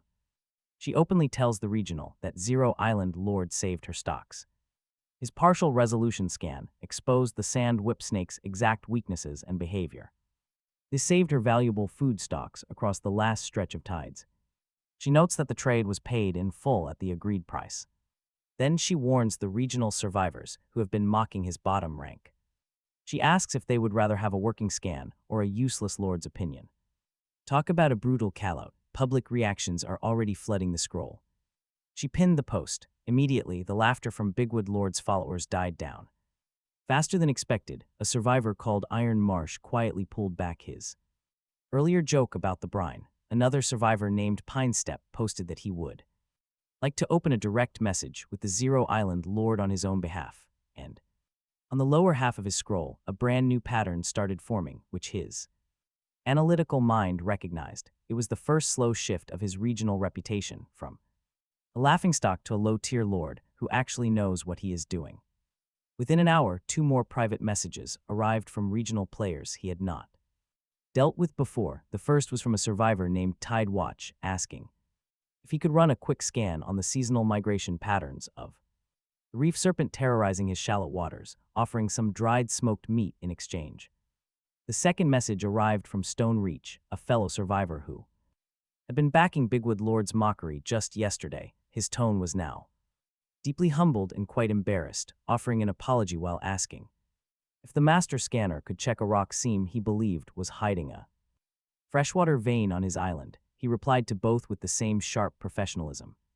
Learned from a lifetime of seafaring, he told Tide Watch that the reef serpent scan would only be a partial job at this distance, pricing it at the promised smoked meat along with any spare flint pieces the man had lying around, and he informed Stone Reach that the rock seam scan was entirely doable, but not during this active build window, promising to hold his spot in the queue until the next slack tide after the eastern crossing shut down. Both replied in minutes, with Tide Watch agreeing and sending the smoked meat down the southern current on a driftwood float, while Stone Reach accepted his spot in line with a polite thank you and a message that the apology still stood regardless, saving both names. His analytical mind registered the moment with the same weight as a marine shop's first repeat customer stepping up to the back counter on a quiet Tuesday afternoon. The regional folks were finally starting to head toward the reef. Suddenly, a soft, pale line lit up on his control panel as the meat landed in the snag line. It was pulled onto the dark volcanic rock. A small system notification popped up in a slightly different color than the rest of the interface, informing him that his scanning talent had registered 10 full, deliberate uses within the last tide cycle, and his operational range had expanded by another small fraction through constant and deliberate practice. The system marked his ability as growing steadily, completely in line with his current tier progression. In tiny text right below, another line read that the I grows with use, and the survivor who scans is the one whose vision widens. He read those words twice, just as he did with every interface notification, filing this core mechanic away in his mind as a confirmed feature before letting the system window close itself. Once again, his analytical mind registered this new system rule with his usual quiet calculation. He applied to every other rule this system threw at him, the more he used. The ability, the wider its search field grew. This meant the operation to close the eastern crossing would also push his radar range far out across the ocean. Any nearby survivors will now pop up on his screen, instantly. He won't even need to trigger a manual scan. Meanwhile, across the western sky, the sunset begins its slow, bloody fade, just as it always does at the end of every tide cycle since the world changed. His raft is finished and lashed tightly to the basalt ledge, its bow pointed east on a heading that the morning current will hold. His gear is packed, all of it is in the stern, ready for the crossing, including a glass bottle wrapped securely in spare canvas and some salted meat strips placed on top, with dried fish wrapped right beside them, and the smoked meat from his watch tucked safely on top. That sharpened plank is ready right near his hand on the rocks, just in case. His flint and metal buckle steel, along with a small bone-handled tool he plans to retrieve from the copper chest tomorrow, are laid out neatly at his cache. He tracks the campaign clock against his body's recovery cycle. His analytical mind registers his endurance has climbed back up to 7 after an afternoon of careful pacing. His spirit is back up to 8, meaning tomorrow morning's first slack tide should bring both back to full. If the night stays quiet, the chat scroll flickers silently in the corner of his vision as he sits resting. On the basalt spine, the eastern horizon glows while the western sun bleeds behind him. Quietly, Salt Cellar closes her public attribution post for the day, adding a brief note thanking the regional team for their calm response. Big Wood Lord leaves one last, tired insult. No replies, not a single echo for the first time since he opened the joke. The old sailor posts a calm note to Salt Cellar, saying only that her attribution was well done and the timing was perfect. Bondsman remains quiet on the main feed, though he is privately wrapping up his messages to someone in his inbox. Meanwhile, Glasswater is silent, just as she has been every night since the enemy intelligence deal closed. He climbs down from the basalt ridge in the last of the fading light and sits right next to his raft, resting one hand on the canvas-wrapped bow and the other on the sharpened plank resting at his hip. His glass bottle of fresh water, kept inside its canvas sleeve, is nearly empty after a day of tiny sips against burning scans. The panel shows only 1/3 of a small bottle left. Just enough for the morning slack and the crossing, not a single swallow more. And that right there is the absolute bottleneck of his entire mission, clearly shown on the system panel where it tracks his path. He reviews the scan readout one more time, in his mind analyzing the data just like his logical brain has done through every quiet moment of his preparation. The King's Molt window will hold through the next full tide cycle, finally slamming shut when the following tide begins to rise. The colony nest coordinates the bottleneck, the dry branches, and the freshwater seep on the western face, the copper chest under the eastern stone, and the recommended strategy all remain exactly as they did during his very first scan. Yet one line has changed in the system readout since he started, a tiny update at the bottom of the screen where the system has adjusted the difficulty estimate from easy to easy on the condition that he crosses during the upcoming slack tide rather than the next. Making the crossing tomorrow lands him on the beach with an active king to hunt down. Waiting another day means landing on a beach with a hardened king that even the campaign's build sheet cannot survive against. Tomorrow's tide will carry him across, or he dies on the reef once his bottle empties. Closing the panel slowly against the fading western light, he lies back against the basalt, pulling his windbreaker forward against the wind that has begun to lift again off the sea. He keeps one hand on the lashed canvas at the bow of the float, where the tight cords bite the styrofoam against the plank. His other hand rests on the sharpened plank half above his hip, where the wood has taken on a dull gloss from repeated honing against basalt. The eastern horizon is pitch black under a full bowl of stars, that wrong-colored sky finally showing clean once the sun is gone. The coconut island sits somewhere out there past the dark line of the swell. Its king is in the last quarter of the Molt window, its colonies already clustering toward their evening positions, and its copper chest remains buried beneath the eastern stone of the northern spine. The way it has been buried since the dawn of time. Sleep does not come easily, but it comes. His body shuts down in stages, the way a tired body shuts down when it has already decided what the morning is going to demand of it. his chat scroll. Dims at the corner of his eye into that faint gray hum the system leaves running. Through every survivor's night, the water still drips its last slow line.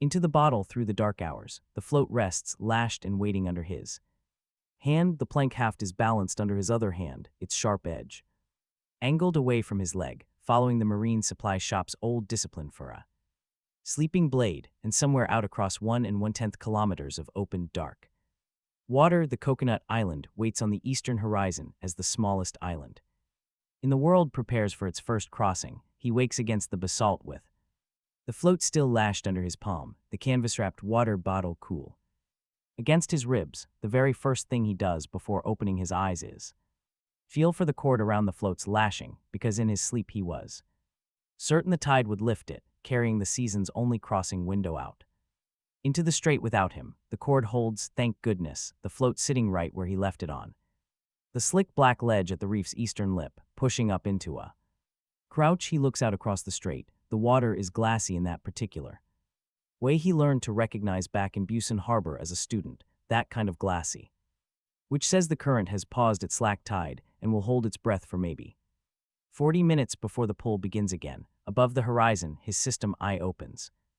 Without his asking, a small, clean panel appears at the upper edge of his vision, and it tells him what he already feels in the soles of his feet, that the slack tide has begun. The King's Molt window will close inside that very same window of 40 minutes, give or take the kind of margin a marine engineering student is never allowed to trust. Endurance reads full, spirit reads full, both completely restored by the sleep, and he takes that as the only blessing this harsh morning has handed him for free. He avoids lighting a fire and skips eating, only breaking a strip of dried fish from the stern pocket, chewing slowly while his hands work over the lashing one more time. He checks that the canvas wrap on his water bottle has not slipped, and that the salt strips are still bound tight against the underside of the float, where the sea spray cannot reach them. His hoard rests exactly as he bound it the night. He packs in the dark by feel, salt strips inside canvas, inside oil-soaked fiber, dried fish layered between palm fronds, smoked meat from the Tide Watch deal. He presses it into a knot of green leaves to keep the smoke flavor in, and the brine out. Flint, belt buckle steel, and a bone fish hook are tucked into a fold of folded cloth at the very center of the bundle, where a wave would have to break the lashing entirely to soak them. Along the float's spine the plank haft rides, tip outboard, its sharpened end coated last night in a thin smear of red clay he had carried over from the Coconut Island's lower scarp on the day he first scanned the place, and the clay has dried matte and rough, a grip surface for his palm when the moment comes to thrust. He pushes off, the float scraping once against basalt, and then he is out, knees on the float's deck, paddle strokes short and deep, the way he taught himself in the first 3 crossings. The strait opens around him in the pale gray of pre-dawn that has not yet decided to become morning. World chat scrolls past at the upper left, a slow drift of one-line posts from a region he is still half a stranger to, Glacier. Steps Lord complains about the cold splitting his beach timbers, Coral. Ren's small handle posts a sunrise picture nobody asked for, Tide Watchers. Broker offers smoked fish at 2/10 gold above his usual ask, and somewhere behind that the old sailor handle says nothing, only present in the corner of the list, the way a lighthouse is present at night even when its lamp is dark. He does not stop to read more than the headers because the strait has begun to wake under him, and he can feel the first pull of the new tide returning through the float's flex. About a third of the way across he sees the reef serpent. It moves at the edge of his peripheral vision first, a long shadow at the rim of a darker patch of water about 60 meters off his northern flank.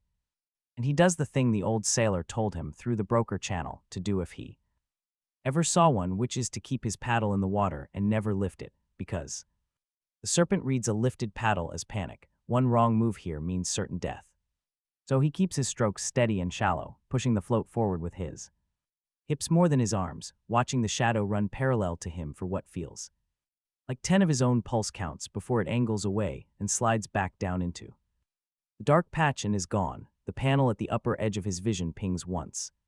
To credit the encounter, threat avoided, no resource cost, a faint pulse of spirit returns to him that he did not know he had spent. He lets out the breath he had been holding through his teeth and keeps paddling. By the time the strait's far edge resolves out of the pale, the coconut island stops being just line of distant green he has stared at every morning since the wake and begins being a real shape under real light. 3 palms lean in a slow curve.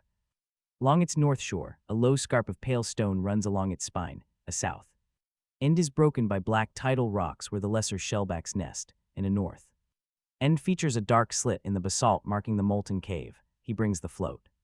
And slow breaks the paddle and lets the last of the slack push him onto the small crescent of warm sand at the western seep. The hull grinds once and stops. He sits there a beat, his hands shake a little. He has not stood on anything but the reef basalt platform in the count of morning since the wake, and the warmth. The grinding sand beneath the float vibrates right up into the bones of his knees, surprising him with how much his body actually wanted it. Then he steps off. The soft sand yields under his heel, holding his weight, and for a split second, his balance falters because his body has completely forgotten how to handle shifting ground. He locks his knees, breathes out, and takes 3 paces inland toward the seep. It trickles from a crack low in the basalt cliff, a thin pulse of water, pooling into a small, fist-sized basin worn smooth by endless seasons of flow. The water surface holds a thin layer of leaf debris and tiny black grains. He does not recognize the particles. Now, watch how his advanced system scans the liquid. It reports a fresh water seep with a slow, steady daily yield of 3 liters. The mineral profile is sweet and parasite-free. Cupping his palm, he dips into the pool, lifts it, and drinks. The taste is absolutely nothing, which after the salty strait and everything he has been eating since his awakening, is easily the most incredibly satisfying flavor he has ever experienced. He drinks 3 slow palmfuls and forces himself to stop, a body drinking 2. Much fresh water after a salt fast will cramp, and cramping on this hostile island over a kilometer from his safe reef would mean a foolish death.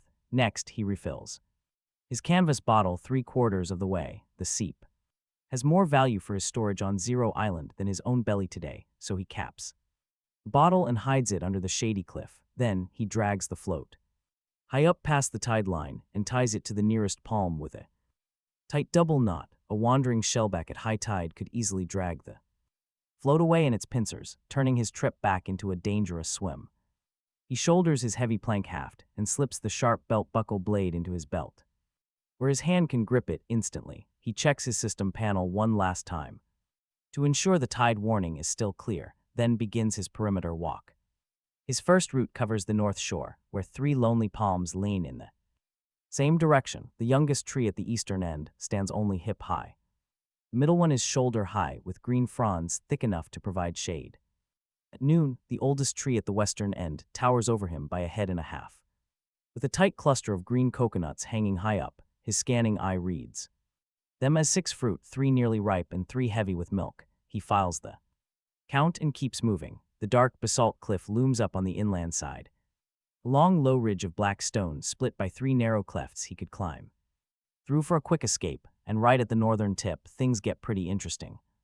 A cave mouth opens where the cliff folds inward, forming a tight slit about a meter wide and twice as high. The air drifting out smells of damp salt and something slow living lurking inside. He decides not to enter. Instead, he crouches outside the mouth 10 paces back and triggers his scan. His eye pulses, analyzing the cavity to reveal a sleeping crab king inside. Its shell is soft and newly molted for what translates to roughly 3 hours of real-world time. The creature rests quietly on the cave's inner ledge, while 2 smaller shellbacks stand guard at the outer threshold. He files this vital intel and carefully backs away the way he came. His soft footsteps leave no sound on the dry ground, keeping his panel silent.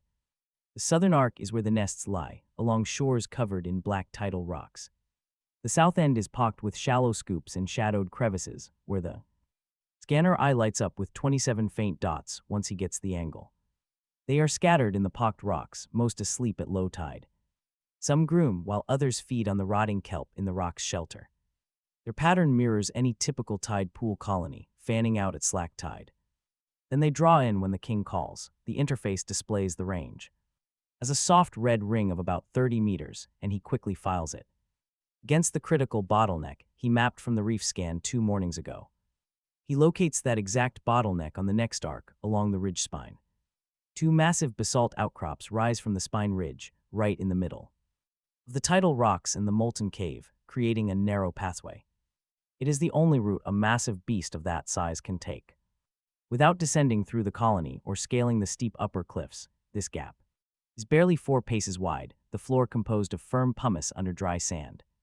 He crouches, digging his fingers through the crust, and peels back the sand to reveal loose pumice grit, perfect for digging a deep trap without hitches.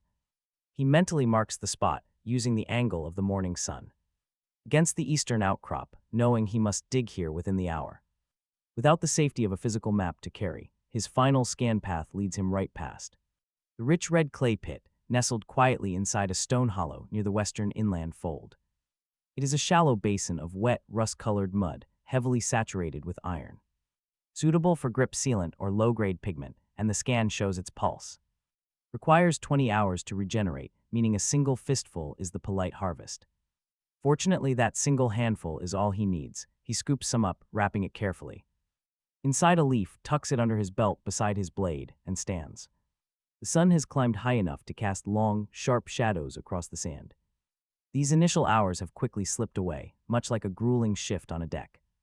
A working vessel where every single minute is strictly accounted for and utilized. His perimeter is fully mapped now, exactly how his father taught him to do, by hand, foot, and the precise angle of the morning light on high points. But here is where things get interesting, as he rests by the western seep. With the walked perimeter behind him, he runs his interface panel to cross-check data. Any hunter relying purely on raw memory to build a lethal trap is bound to realize his fatal mistake only when the sun begins to set. The scanner eye renders the coconut island as a clean, thin oval overhead. The northern molten cave pulses with a pale red dot, indicating the king. 27 smaller colony dots drift lazily along the southern rocks in real time. The narrow bottleneck between basalt outcrops glows with a warning yellow. Marking a high-traffic zone, the western seep glows with a soft, pale blue. Nearby, the red clay pit appears as a tiny, dull ochre dot at the fold. 3 green pulses mark the palms along the coast. He cross-checks them all. Wait, look closer. He cross-checks his walked memory and finds a massive error. A 4th hidden shellback nest is situated high up the basalt cliffs, completely separated from the main colony, almost directly on the spine path. A lone dot pulses in a slow, lazy rhythm on the screen. It is a young sentinel instead of a fully grown worker. This shifts his trap calculations slightly. If the young beast stays on the path, it would scream early, warning the king before he even reaches the bottleneck. Then the king would brace himself. To prevent this, he climbs the ridge. He heads toward the sentinel's high perch, keeping his wooden haft held low. Clutching a small belt blade in his left hand, he creeps along the dark eastern rocks. This keeps him hidden, preventing the creature's side eye from spotting his silhouette. The young target is tiny, barely the width of his hand. It is fast asleep. It rests in a small rock hollow, completely defenseless with no warning signals active. Taking one last slow, incredibly quiet step, he closes the distance. He strikes hard, driving his wooden shaft right down into the creature's neck. It goes limp instantly, no sound, one minor problem solved. After wrapping the small body in a palm leaf, he carries it back to his raft. He stuffs it into his cargo bag as a handy extra food source. His system interface confirms the meat is safe for preservation, so he turns back. He heads right back up the rocky ridge to check the path again. Without the sentinel in the way, the system shows a clean path. The trap's success rate jumps from 91% all the way up to 95%. That quick kill was totally worth the effort, giving him better odds and food. Sitting down by the western water seep, he takes a moment to rest. He checks his stamina. He has used 3 out of his 10 bars. That leaves him with 7 bars to handle all the hard work ahead. He still needs to dig pits, cut stakes, and build a massive trap. Plus, he has to collect water and face the beast at sunset. His budget is tight. Honestly, this survival grind is no joke. He lets the salty flavors settle while keeping a close eye on the water. It is time to test the system's accuracy against the morning tide. Right on cue, the water rises exactly when the interface said it would.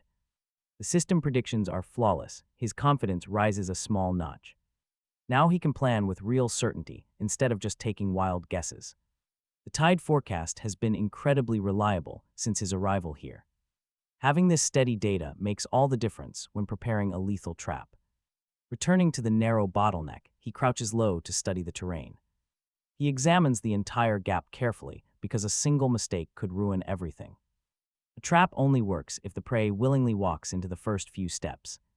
Success depends on how the panicking king reacts once his colony is hit. Will he flee along the high ridge or escape through the southern rocks? He prompts his system, and a glowing route overlay appears before his eyes. A bright yellow path lights up along the narrow rocky ridge. It shows a 91% chance of him taking the high route. The other paths are highly unlikely. That minor 1% risk is nothing. The cliff is too steep. The plan is finally locked in. He safely tucks his clay-wrapped bundle away and readies his heavy wooden tool. He marks the spot in the sand with his heel. Time to start digging. Excavating a pit without proper tools is going to tear his hands apart. Done since he was a kid, helping his father chase a saltwater leak in their boats. Bilge by hand, the work still runs with the exact same rhythm. Fingers spread, heel of the palm braced, lifting in scoops. He throws the spoil downwind so any return walk past the pit will not show any difference in the sand color. The pumice grit comes away. Easily in the first hand deep, harder in the second, and by the third the layer turns to a dense sub grit he has to crack with the heel of his belt. Buckle blade in short prying chops. Within the span of about an hour the pit measures roughly chest deep at the deepest point, and about a pace and a half across. The walls are steep enough that a heavy creature dropping inside will not climb out before the panic round closes. Talk about a brutal trap. He sits and shakes the cramp right out of his forearms. Next, he harvests stakes from palm fronds. Of the 3 trees, the youngest at the hip-tall end of the row has 6 fronds he can spare without crippling the tree, and he cuts them low at the petiole with a sawing pull of his belt buckle blade until the fiber gives and the frond drops, stripping the leaflets back along the spine. He gets 6 clean rods each, about as long as his forearm and as thick as his thumb at the base. He begins to sharpen each tip against a flat seam of basalt at the eastern outcrop. 20 strokes. Side the way the old sailor's brokered guide told him a salt fiber rod hardens better against stone than against another blade. He coats each point in a thin wash of red clay paste from the pit base to harden the tip. Then he stakes the 6 into the pit floor at angles, 3 leaning south, 3 leaning north. Points up and inward so that anything falling into the pit lands on at least 2 of them. The brush cover goes on last. Light branches are woven across the lip, a fine layer of sand crust shaken across the brush from a pilky nut shell. Scoop, the whole footprint is blended into the surrounding crust so that even Onai, knowing exactly where the pit is, has to hunt for the brush line.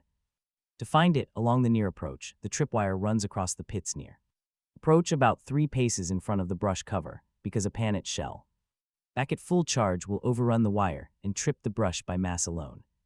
But a lesser creature scouting at a walk will catch its leg on the wire and fall forward into the cover, plating a length of palm leaf fiber against his thigh. He twists 3 strands until the cord runs strong under a pull he thinks will hold a lesser shellback's weight. He knots the cord to a small basalt nub on the eastern outcrop and a second nub on the western, setting the line about a hand's breadth above the ground. He dusts it lightly with sand so the white of the fresh fiber does not glow against the dark crust. That's the first half of the trap completed. Now he scales the eastern outcrop for the deadfall, because the king's mass is the kind of weight a stake pit cannot hold by itself, and a king class shellback that walks through the pit, even with a wounded leg, would crush the staking and burst the trap from inside. So the second half of the trap has to drop on the king from above. Climbing the outcrop hand by hand on the seams, he finds a flat shelf about 3 meters up that overhangs the bottleneck's inner end by enough that a stack of basalt rocks rolled off the shelf would land on the king's back if the king passed below at the spine path's natural width. Hauling those stones is the worst hour of the morning. Each stone is the size of his head. He drags the stones up the outcrop seam by seam using a plated fiber sling. Up on the shelf he stacks them. A single tug will collapse everything. 9 stones in, now the shelf is heavy enough to require his counterweight.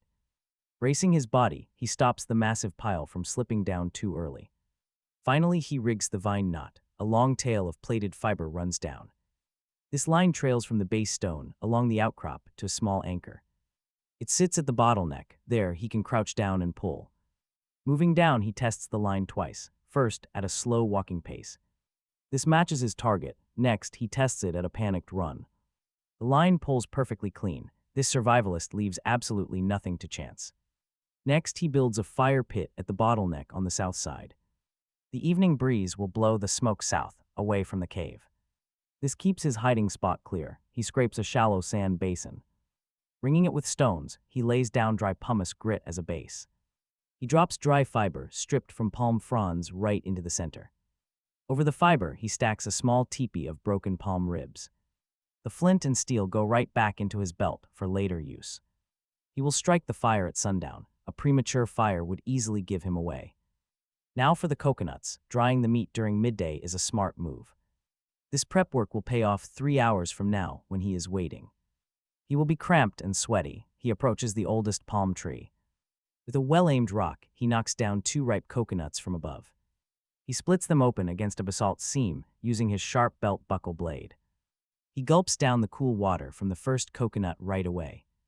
The second is saved for storage on Zero Island once he sails back. Using his blade, he easily scoops out the meat in long curls. He spreads the curls on a warm basalt shelf to dry out. Salting each curl lightly ensures the meat lasts much longer in his cargo wrap. Next, refilling his water shell at the seep takes way too long. The seep recharges incredibly slowly, and his first deep drink nearly emptied it. So he sits on the basalt ledge and waits through 3 slow refill cycles. Only when the water reaches the absolute brim does he cap the shell.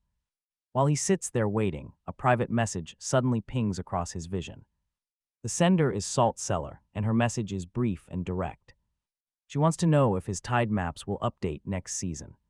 He replies cleanly, these maps only cover the current molting season. He promises to refresh the overlays when the next moon cycle turns. He also confirms her barter rate of 2 salt strips is fair. Trading 1 map for 2 cured strips is a solid deal he will keep. She sends her quick acknowledgement, and the chat window closes. That quick 40-second chat actually saves him a lot of hard work. Otherwise, he would have spent half an hour harvesting his own salt. He records this transaction in the mental ledger he has started keeping. He knows that building a solid trading reputation will matter a lot very soon. Around midday, the sun climbs high, heating up the dark basalt seams. Under his drying coconut curls, his scalp grows hot enough to turn spit to steam instantly. He moves his curls under a fronded shelf of the middle palm to keep them from burning, then he sits in the shade of that same palm for about 10 minutes to cool off because his remaining tasks require absolute focus and a calm head. An overheated body makes mistakes. Lying back in the shade, he closes his eyes and checks his status panel to read his current stats. Endurance is at 6 of 10 and dropping slowly, spirit is at 7, and hydration is at 8. Cargo is at 31% of the float's limit, without the king's massive body. All of this displays on his screen in a clean column, pulling himself back. Upright after his brief rest, he grabs the sharpened wooden plank from the western palm and runs the tip against the basalt seam of the eastern outcrop. He does 20 strokes on each side, 20 more, then applies a fresh coat of red clay paste along the grain to ensure a solid grip when the moment comes to strike. This wooden plank is not a spear made by a smith, but merely the wooden rib of an old vessel chiseled into a sharp point. With a flat paddle-like face, yet thrusting that flat surface directly against the soft seam under a freshly molted shellback's front claw is exactly what his combat panel had recommended to him at sundown the previous night, and why. He had built his entire trap around that data. The weapon must be ready. The last hour before sunset is spent on a slow checklist he works through twice, because the old guide warned that any trap set by a single hand must be verified twice and walked once to catch any hidden failures. He slowly walks the narrow bottleneck from south to north, checking the pit cover, the tripwire tension, the tilt of the stakes, and the blending brush. He inspects the deadfall stack, the vine knot's anchor, and the fire pit. He checks the water container, the raft lashings by the western palm, and the cargo bundle at the stern of the float, his belt blade's position, and the red clay grip on his wooden weapon. Next comes the second thorough check of all of those, followed by a third pass to find any tiny mistake that was missed. This time he spots a single stray palm leaflet left resting on the pit cover that would have fluttered in the breeze, warning a careful shellback. He quietly removes the leaflet, tucks it into his belt, and sits near the cavern threshold, exactly 10 paces back from the gap, running a final scan. The giant king is awake, and trust me, this is his only shot. The molt window remains open for 40 more minutes, 2 lesser shellbacks. Standing guard at the threshold are alert. The colony's 27 active dots are scattered in a normal pattern. Meanwhile, the wind begins to slowly shift from inshore to longshore, which will carry the smoke south at sunset just as the fire pit requires. Sunset is 12 minutes away, resting his wooden weapon. Across his knees, he crouches near the deadfall vine and lets his breathing settle into the slow, steady rhythm his father taught him while diving. For clams back home, 4 counts in, 4 held, 6 out, 6 held. It is the breathing technique that steadies his hands without dulling his sharp focus. In these final minutes before the strike, he runs through the entire setup one last time to ensure absolutely nothing can go wrong. He runs another mental check on the bottleneck, since traps usually fail from human error. It is almost always a forgotten step rather than the actual design, and this mental check catches one small detail he set aside and left unfinished. The brush cover near the pit edge has a small gap on its eastern side, where he had carefully swept his own footprint from the sand. Even after the final blend, this tiny gap would go unnoticed by a charging shellback, but a wary king shellback, on high alert, might easily lift its lead claw and hop right over the pit. He cannot risk that, so he stands, taking a leaf-wrapped fistful of clay from his belt. In 5 silent steps, he crosses over and kneels by the gap. On the eastern edge, he smears damp clay along the line, dusting it with dry sand crust from the nearby pile. He checks his work twice in the fading light of the late afternoon sun. The gap is completely invisible now. He returns to his hiding spot, crouches down, and calms his breathing once more. Just then, a direct message from the salt cellar pops up on his screen. She asks if the meat he promised from their last trade is still coming. During the next slack tide window, her entire schedule depends on it. She needs the harvest to arrive on time to start her brining process. His reply is quick and direct. Yes, the delivery is on track. He promises the prime underbelly cuts of the king shellback, freshly salted. She acknowledges the message within 5 seconds, and the chat window closes. Now the pressure of another official trade contract settles heavy on his mind. But at the same time, he has secured another profitable deal if he survives. He looks up at the sky. Sunset is now only 3 minutes away. The western horizon shifts from a pale gold into a deep, heavy amber. According to old survival guides, this color indicates a perfect window for forecasts. His system panel shows a clean, uninterrupted view of nearby hostiles. Right now, the forecast is completely green across the King Colony territory. The hostile alarm system is fully primed and ready to trigger.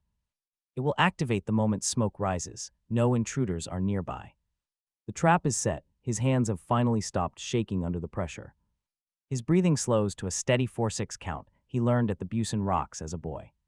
The bottleneck is clear, the wind is perfect, and his stats are high. Both spirit and endurance remain well above 6 bars. He prepares the fire. Striking flint against his steel buckle, he sparks the dry tinder. He strikes 3 short, angled blows directly into the center of the pit. A spark catches on the second try, and the third draws thin smoke. Within a single breath, a bright orange flame blooms. He feeds it gently. Adding palm ribs one by one, he lets the pit settle into a steady low fire. The pale smoke rises straight and true. Then he lays down the green fronds. He places a tied bundle of fresh palm fronds directly over the embers. Fresh green leaves on a steady fire immediately produce thick white smoke. This heavy cloud will drift low, signaling absolute doom to the nearby colony. To those creatures, it is the end of their world. The wind catches it. The thick white fog sweeps south down the coast toward the tidal rocks. Within 5 seconds, his system panel pings with a faint, sudden signal. An orange ring circles the colony's 27 dots. Alarm spreads just as his tactical system predicted. He knew a smoke-driven panic would ripple through them like a tide pool nest, crouched at the deadfall notch. He grips the vine knot under his left palm, the wooden lever. Braced across his right knee, he watches the dots scatter from their usual resting pattern, 3 of them suddenly breaking ahead of the rest in a frantic sprint. They rush along the exact path his tactical display had pre-drawn for him, the 91% route. The first target hits the bottleneck in 15 seconds. His tripwire snags its leg, sending its body pitching forward. The brush cover gives way, and the lesser shellback crashes hard down onto the stake field. His screen pings a clean kill before the second Shellback can even reach the gap. Right behind it, the second and third hit the wire in a messy tangle, breaking the brush along the side instead of the center. One slides into the pit at a brutal angle, impaling itself on single spike through its underbelly, while the other rolls past and bolts cleanly through the gap, letting that one go. He holds his position because the king is the real prize. The lessers are just the bait. To lure him out, chasing a runner now would only put him completely out of position. When the king finally arrives, but the wait is longer than he prepared for. Nearly 30 seconds after the alarm, a deep vibration shakes the northern cave.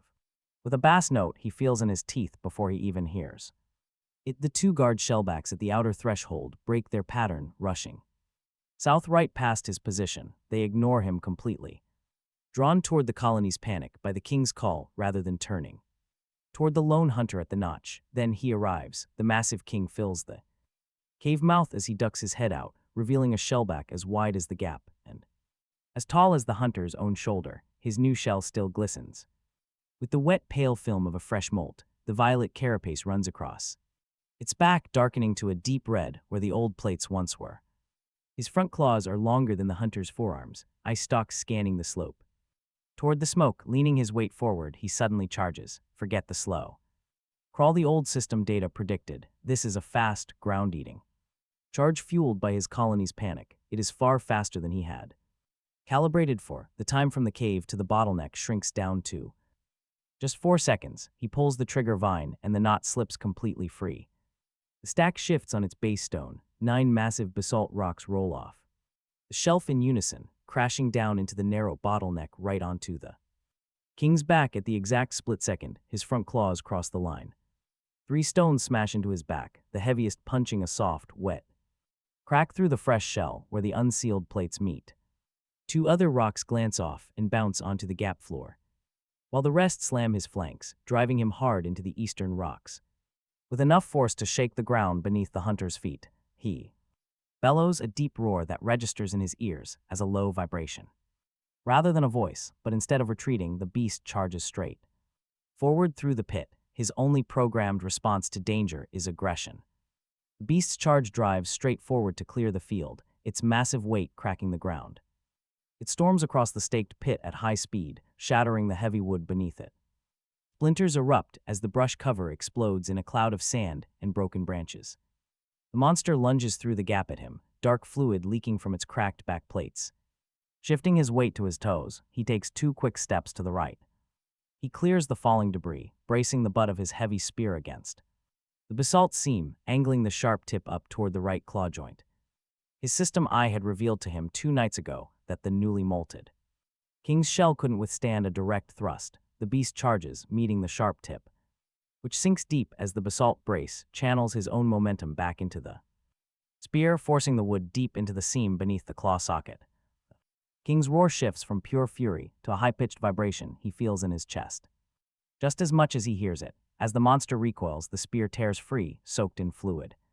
The king's right claw now hangs completely limp from the joint, useless, and his body slumps to the left. A disabled claw makes every single step lopsided.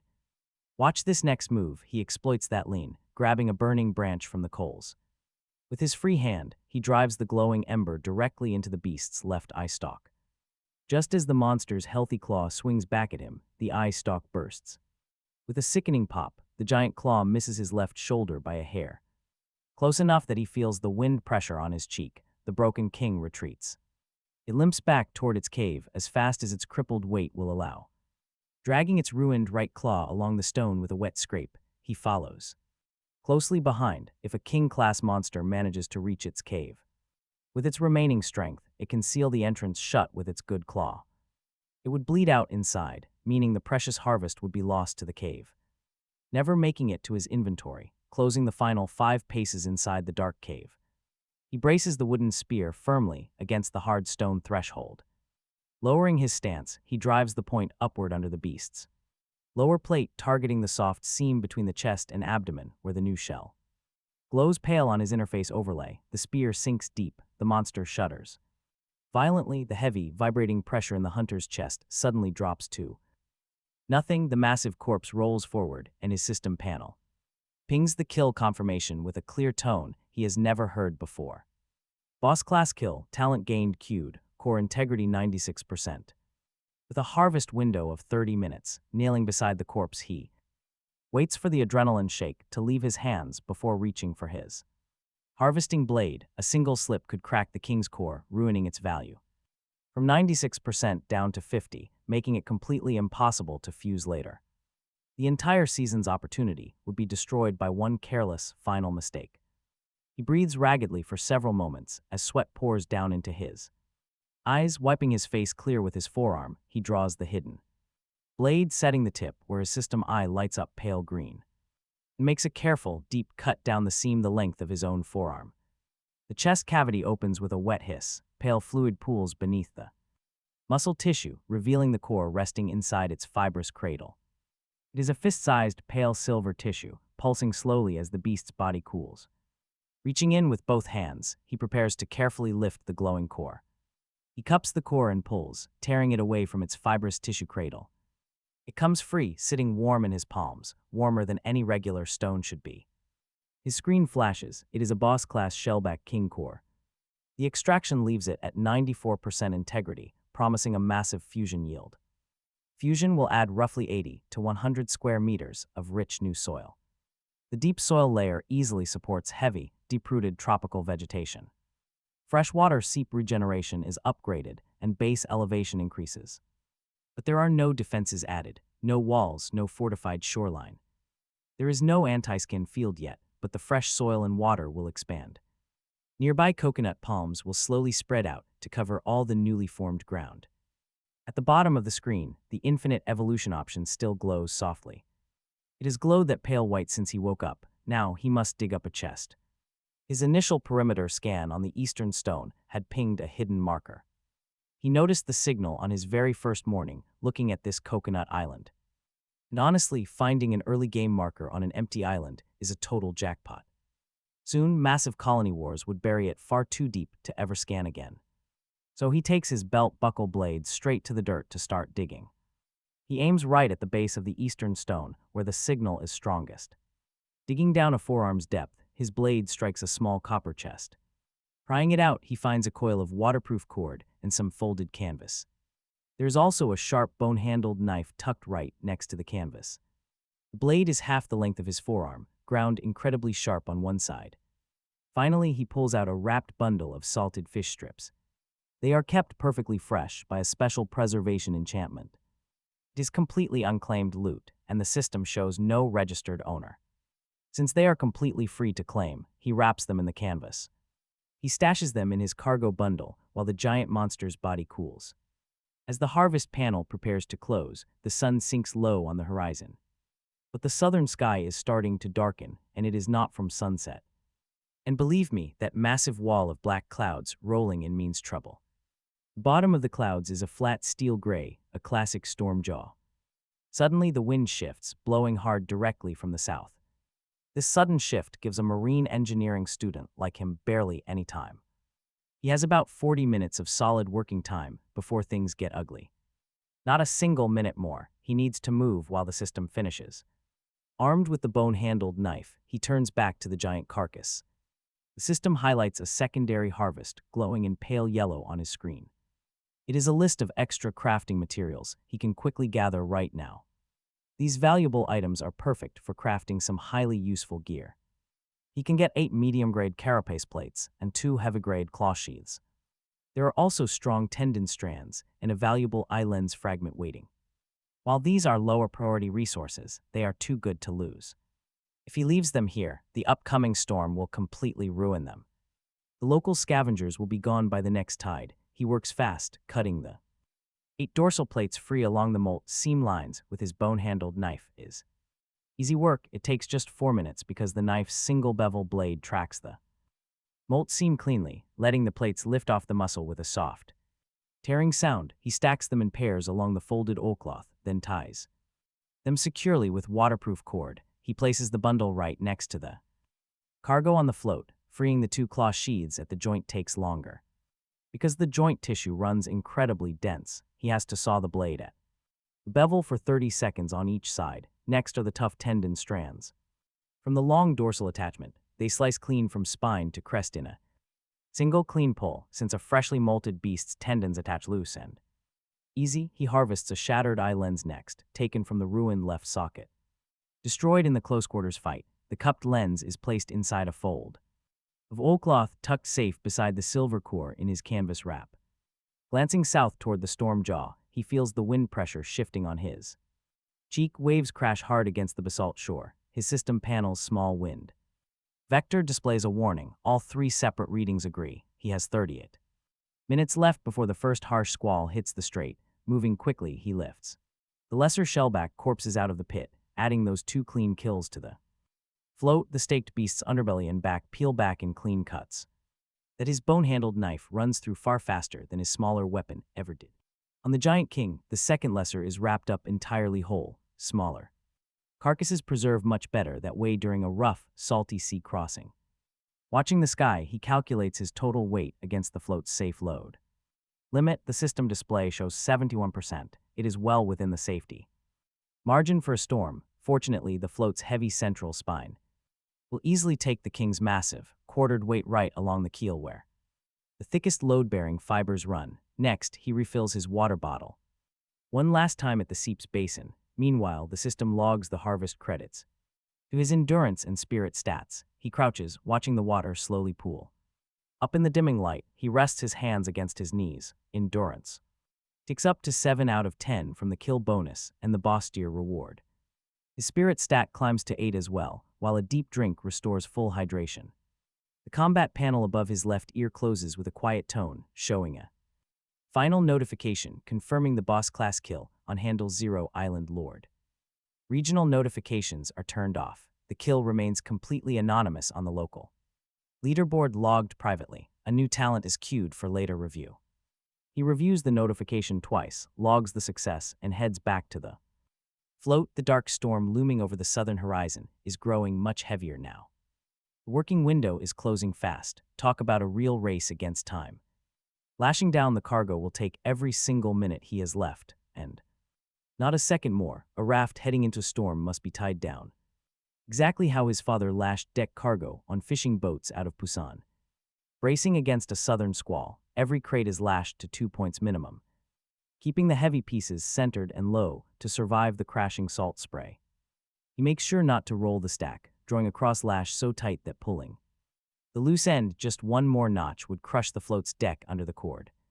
He leaves the king's heavy body behind, knowing its massive weight would sink the float on the very second wave. Instead, he carved up the back muscles and underbelly meat, using a bone-handled knife from the copper chest, wrapping each quarter in protective oilcloth, heavily salting the meat from his own reserve strips, then stacking the 4 wrapped bundles along the float's central spine, inside a cradle of bound palm fronds. This will let the salty spray slip past without soaking the protective wrap. His pale silver core goes into a canvas fold at the very center, tucked inside a hollow coconut shell he saved from this morning's splitting, heavily padded with dried fiber, double wrapped and double lashed.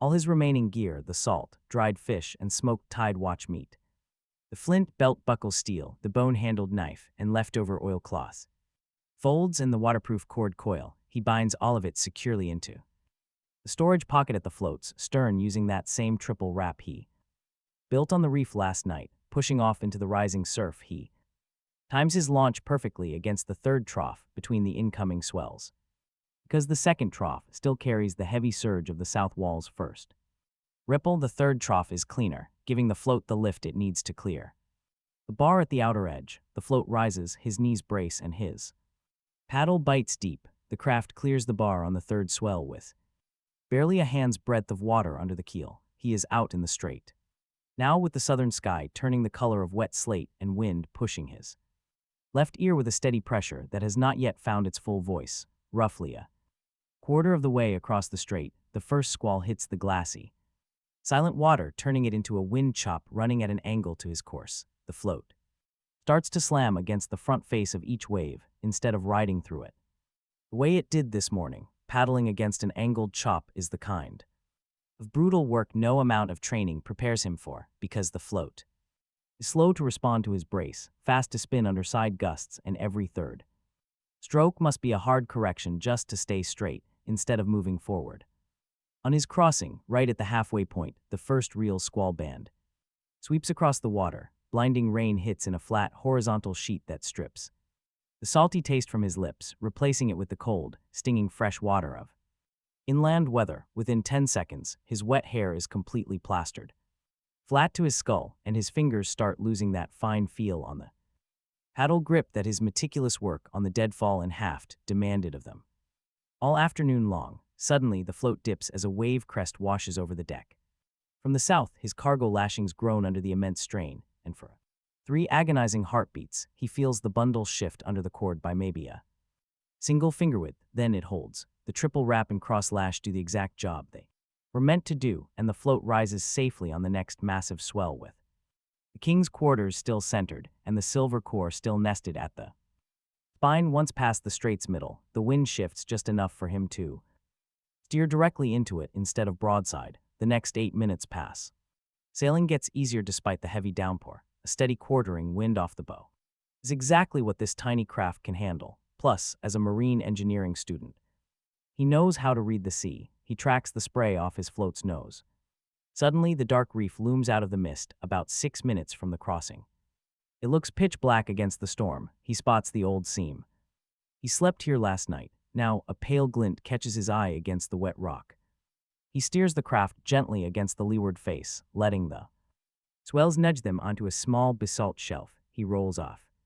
He quickly drags the bow up the seam, pulling it 2 full body lengths. Before the next wave drags them back, a perfect landing, everything holds. He lies flat on the wet stone, resting for 10 slow, grateful breaths while watching the rain trickle off his arms into the rocky seam as the storm finally passes overhead. Rising onto his knees, he unstraps the silver core first, because losing this prize would mean his entire day was completely wasted. As he pulls it from the canvas fold, it feels surprisingly warm against the rain. It is still faintly luminous. Its central pulse beats at the exact same steady, slow pace as when he first extracted it. He carries it to the fusion altar on the center platform. The system eye had already revealed its location, where the altar would sit if he found a core. He kneels at the worn circle of basalt that pulses a faint white whenever a compatible artifact gets close. Just as he was promised, the ancient circle lights up brightly upon his approach. Carefully placing the warm core directly in the center, he sits back on his heels and waits. Instantly, the system projects a glowing confirmation panel in glowing text asking if he wants to commit the boss class Shellback King Core. The Zero Island Fusion, a 6-line summary lists the potential effects, prompting a yes or no with a 30-second confirmation window before the offer expires. He confirms, no turning back now. The entire reef shudders violently. A deep, low rumble vibrates through the basalt beneath his knees. It is the same immense pressure he felt from the Shellback King at the cave, only broader. Suddenly, the solid basalt under his palms begins to crack along its ancient seam lines, sending fine dark fractures spreading outward from the fusion circle like the spokes of a massive wheel. Every fracture widens in real time, filling up with a strange dark matter. The system identifies it as new substrate. Soon, rich, dark soil emerges. It is damp and incredibly fertile, pushing up out of the cracks in slow mounds that flow and settle, building a thick, fertile layer across the platform. Right before his eyes, out of this new soil, 3 coconut palm shoots suddenly sprout, pointing toward the eastern, central, and western sides of the island. They shoot past his knees in the short span of just 2 breaths, then surpass his hips in the next 2 breaths, by the count of only 4 breaths. The 3 palms stand fully grown, matching the height of the island trees. From earlier that morning, meanwhile, a hollow splits open on the western basalt rim, the freshwater source, which was previously just a digital marker on his panel, now flows with actual water. A clear stream runs down the basalt face, filling a small pool that the system eye confirms is rapidly recharging. The coconut island seep has recharged. Checking his panel, he finally lets his hands drop to his knees and takes a long, slow breath. He didn't realize he was holding it. Zero Island has expanded to 96 square meters from just 9. Soil depth is about 2 hand. Spans across 80% of the area. 3 young palms are growing, with first fruit projected in 40 days. The freshwater seep yields 3 liters daily. He has 15 dry branches salvaged from the first growth cycle. Edible seaweed is harvested along the eastern tide line where the ground meets the sea. There is a red clay pocket at the western basin, infinite evolution. Still glows pale white. His defense is rated F. Talk about a rough start. No defensive walls, scan shields, or early warnings are active yet. He only has soil, the seep palms, and the rim to build. A faint hum vibrates under the basalt. The island is slowly settling its foundations into the straight floor over the coming days, building the first real shelter. Takes him the last hour before dark. He lays the palm frond lean-to against the basalt lip on the western side. The western seep hollow provides a natural windbreak against the onshore breeze. He frames the lean-to with the longest dry branches he can find scattered across the new ground. He lashes the frame at 3 points with copper chest cord, which holds up in the wet much better than plaited palm fibers. He weaves the roof with a triple layer of fresh palm fronds, cut from the new palms whose growth speed defies all logic. He floors the inside with the dried seaweed pulled from the eastern tide. Lined seaweed floors stay drier than sand in this climate and keep the body warmer through chilly hours. Tucking the king's quartered meat into a soil cache 2-hand spans deep at the eastern rim. He caps it with stones. The silver core's pale afterglow has now faded back into the soil as fusion is completed. All his salt strips, dried fish, and smoked meat are moved into a second cache under the floor, where the dry seaweed keeps the moisture off them. By the time the shelter is finished and cache stones are set, the storm has passed overhead in a slow arc to the north.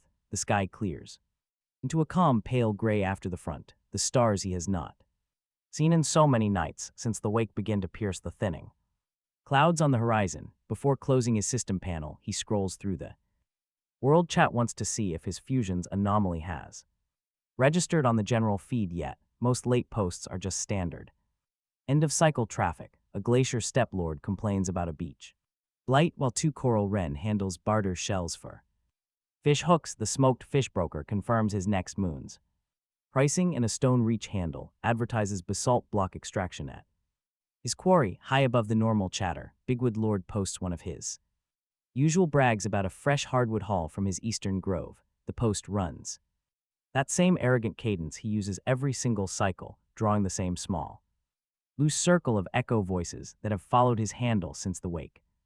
There is no mention of Zero Island yet. The climb and fusion will trigger on tomorrow's ranking refresh. He has this last quiet evening of the cycle to set his own pace before the panel's rankings catch up with his mornings work. Walking the new island's perimeter in the wet dusk, the ground holds firm under his steps in a way the raw fusion's first ascent had not guaranteed. The soil layer reading on the panel has already settled into its bedding strata. The freshwater seep outflow finds a small channel along the western basalt face, spilling into a low collecting pool that the panel reads as a future site for a clay-lined cistern if he wants to build one. Carapace plates from the king. He unwraps them one by one, laying them across flat basalt under the lean-to's outer eaves to cure in the evening air. Since these medium-grade plates will reach full preservation if left out under the salt breeze overnight, they will become highly workable, perfect for crafting shield blanks or even roofing scales for future expansion.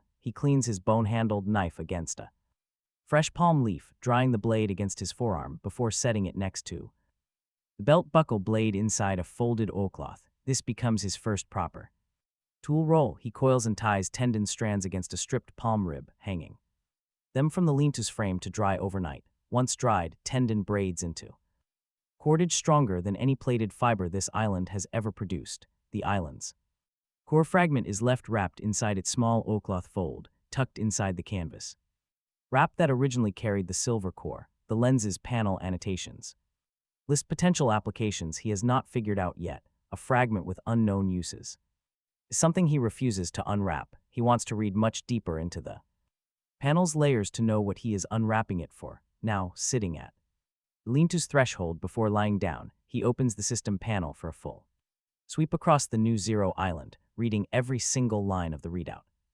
After all, a lord who doesn't know the exact layout of his own territory at the end of the day is a lord who builds his future on a wrong map. The area now reads 96 square meters, up from the original 9, about 80% of the surface bears rich soil roughly 2 handspans deep, while the remaining 20% is exposed basalt at the rim and the central platform, where the fusion circle still glows faintly beneath the new ground. 3. Young coconut. Palms now stand at the eastern, central, and western quarters of the island. Their first fruit is projected in 40 days. The growth rate is highly elevated, far above natural baseline due to the King's Core residue cycling. Through the soil, the freshwater seep now runs at 3 liters per full sun, recharging at a rate the system panel reads as stable through normal weather. However, it throttles under storm conditions. Dry palm branches inventory at 15 pieces. From the first shed cycle of the 3 palms, edible seaweed clusters at the eastern tide line where the basalt meets the strait are harvestable at roughly half a kilogram per slack tide. A red clay pocket rests at the western seep's basin. The system rates it workable for cordage sealant and hafting grips. It's even good for low-grade pottery. Settling into the lean-to, he sits cross-legged on the seaweed floor, his back resting against the cold basalt rim. A wooden plank across his knees. Before him, the panel glows a faint, soft white. Upper edge of his vision, for the first time since the wake, he sleeps on ground that the eye reads as his own, waking on his own soil the next morning. He lies still for about 30 seconds without opening his eyes because the seaweed floor under his back gives in a way the basalt ledge never did, and the body that learned to brace against stone through those cold nights since the wake takes a long moment to trust the softness underneath it. Then he sits up, pulling the shelter's outer flap aside, looking out across his new ground at a strait completely calmed in the pale gray pre-dawn. The storm's last cloud band drifts east while 3 new palms stand dark against the eastern glow, rustling with the first hint of a salt breeze. Unbidden, his interface eye opens, and the regional ranking panel has already shifted in a way he never expected to see before. The Get this, Zero Island is suddenly ranked in the top 60 of the region's islands by composite score. It climbed from a spot way below the ranking visible floor in a single leap. The panel's small note lists this as the largest single-cycle climb the region has ever recorded since the wake. His handle, Zero Island Lord, sits next to the rank with no other details because the eye honors his privacy flag on the bound name, but the climb itself is visible. And the handle is out there. The entire region has seen both. Checking the world chat, he finds the uproar is already into its second massive wave. Bidwood Lord's bragging Forester handle has posted a long thread at the top, accusing the Zero Island Lord of cheating the system through a bug exploit or some shady paid back-end boost. He cites the massive jump as proof that no honest player could pull off a stunt like this in one cycle. He even tags the regional moderators and 3 of the top 10 lords for extra visibility. And believe me, that kind of toxic callout always brings out the mob. And the mob does not disappoint. About 40 accounts have already weighed in. Under the thread, some agree sincerely, while others just want to ride the coattails of the bragging Forester, but a couple of users actually defend Zero Island, suggesting the massive leap was likely from a high yield boss kill that local hostile scanners missed entirely because the battle took place off the rated maps. Those few defending voices look familiar to him from the trading channels he had been monitoring. During those long, quiet nights, one user in particular writes in a style he recognizes the Tide Watch smoked fish broker he did business with. Just yesterday morning, suddenly, a private direct message from the salt seller arrives. Popping up right in the middle of the chaotic world chat, her message is short and direct, offering congratulations without asking any prying questions, wanting to know only if the maps he supplied would keep coming through the next moon cycle and if his new rank changes their trade agreement. Her messages carry the pragmatic tone of a business partner who has calculated her risks and decided their alliance is worth far more than gossip. He replies to her, simple and direct, yes, the maps will keep coming, and no, his sudden rise won't change the trade rates through the next moon cycle because a partner who stood by him before this climb deserves loyalty. He knows a partner who helps him climb deserves to keep their rate, so he sends his answer. In under 10 seconds, her confirmation flashes back on his screen. It is a single character, the broker's standard accept marker. He logs the exchange as his very first official promise on the trade channel. It is his first entry in his public ledger as a newly ranked visible lord. Right after, the old sailor's direct message lands, sporting a tiny lantern icon. The icon sits in the upper right, a special designator for elders. It keeps experienced elders easily distinguishable from standard broker traffic. The message is long and slow, carrying a familiar, measured cadence. He recognizes it from the helpful broker guide he received during the quiet nights. The old sailor warns him without any scolding, scanner talents are incredibly rare here. Because they are scarce, regional lords keep a constant, informal watch list. It is not inherently hostile, but bad actors use it to steal scanner tech. Troublemakers constantly copy from this list to target what a scanner has built. A scanner whose island climbs rapidly in one cycle instantly lands on every list. By morning, his name will be everywhere. The sailor tells him to expect contact. He will get multiple offers, some extremely friendly and others highly dangerous. Every single approach must be read carefully before giving an answer. The sailor closes with the standard sign-off, the exact character salt seller used. As the message ends, the lantern icon fades from his screen. He reads it twice, weighing the threat of the hostile big wood lord. On the bright side, his partnership with salt seller feels solid. And just like that, he steps into a much larger, more dangerous game. Right on cue, Glasswater's handle pings his system with a pale, prism-shaped icon. It is the marker for a contact he has seen but never traded with. Her message carries the tone of someone forced to reach out. His rapid climb forced her hand earlier than she originally planned. She sends a brief message, only 3 short lines. One line offers polite congratulations, the second offers a one-time exchange. It costs nothing, a simple name swap of their threat lists. She wants to trade her watch list for his observed hostile contacts. The third line notes that this trade favors him much more than her. Her goal is to turn this simple trade into a long-term partnership. Talk about a smart move. Glasswater is clearly playing the long game here. Clearly, she sees him as a highly valuable piece to invest in early on. Finally, he accepts. The secure swap registers on the broker layer in 30 seconds. Her threat list lands on his screen, showing 4 heavily detailed names. She notes their exact behaviors, including one player he had not even suspected. According to her, this player is a quiet coalition builder who needs close tracking. He definitely needs to watch him. Meanwhile, his own list lands on her screen. His list only contains 2 hostile encounters from his recent patrols. It also notes a scouting probe from the Big Wood Lord during the molting cycle. He had logged this probe earlier, but kept it off the public world chat. Her quick response flashes back with a very specific broker character. It is a partnership deposit confirmation, sealing their quiet alliance. Marker and the small annotation reveals that the partnership has begun on her. Ledger, even if not yet on his, then his eye opens a different panel. Prompt rises from the bottom edge of his vision in clean pale text. He has not ever seen this panel render, announcing his scanner talent advancement to level 2. Listing the new capabilities in a 5-line summary, asking for a confirmation to commit the tier, so he confirms. The panel rolls forward, his vision sharpens at the edges, in a way his body registers as a faint pressure. Change behind the eyes, like the small adjustment a diver feels at the first meter below the surface, and the world layers up into a richer overlay than the scanner had rendered before. Hidden resources display at full resolution. Danger.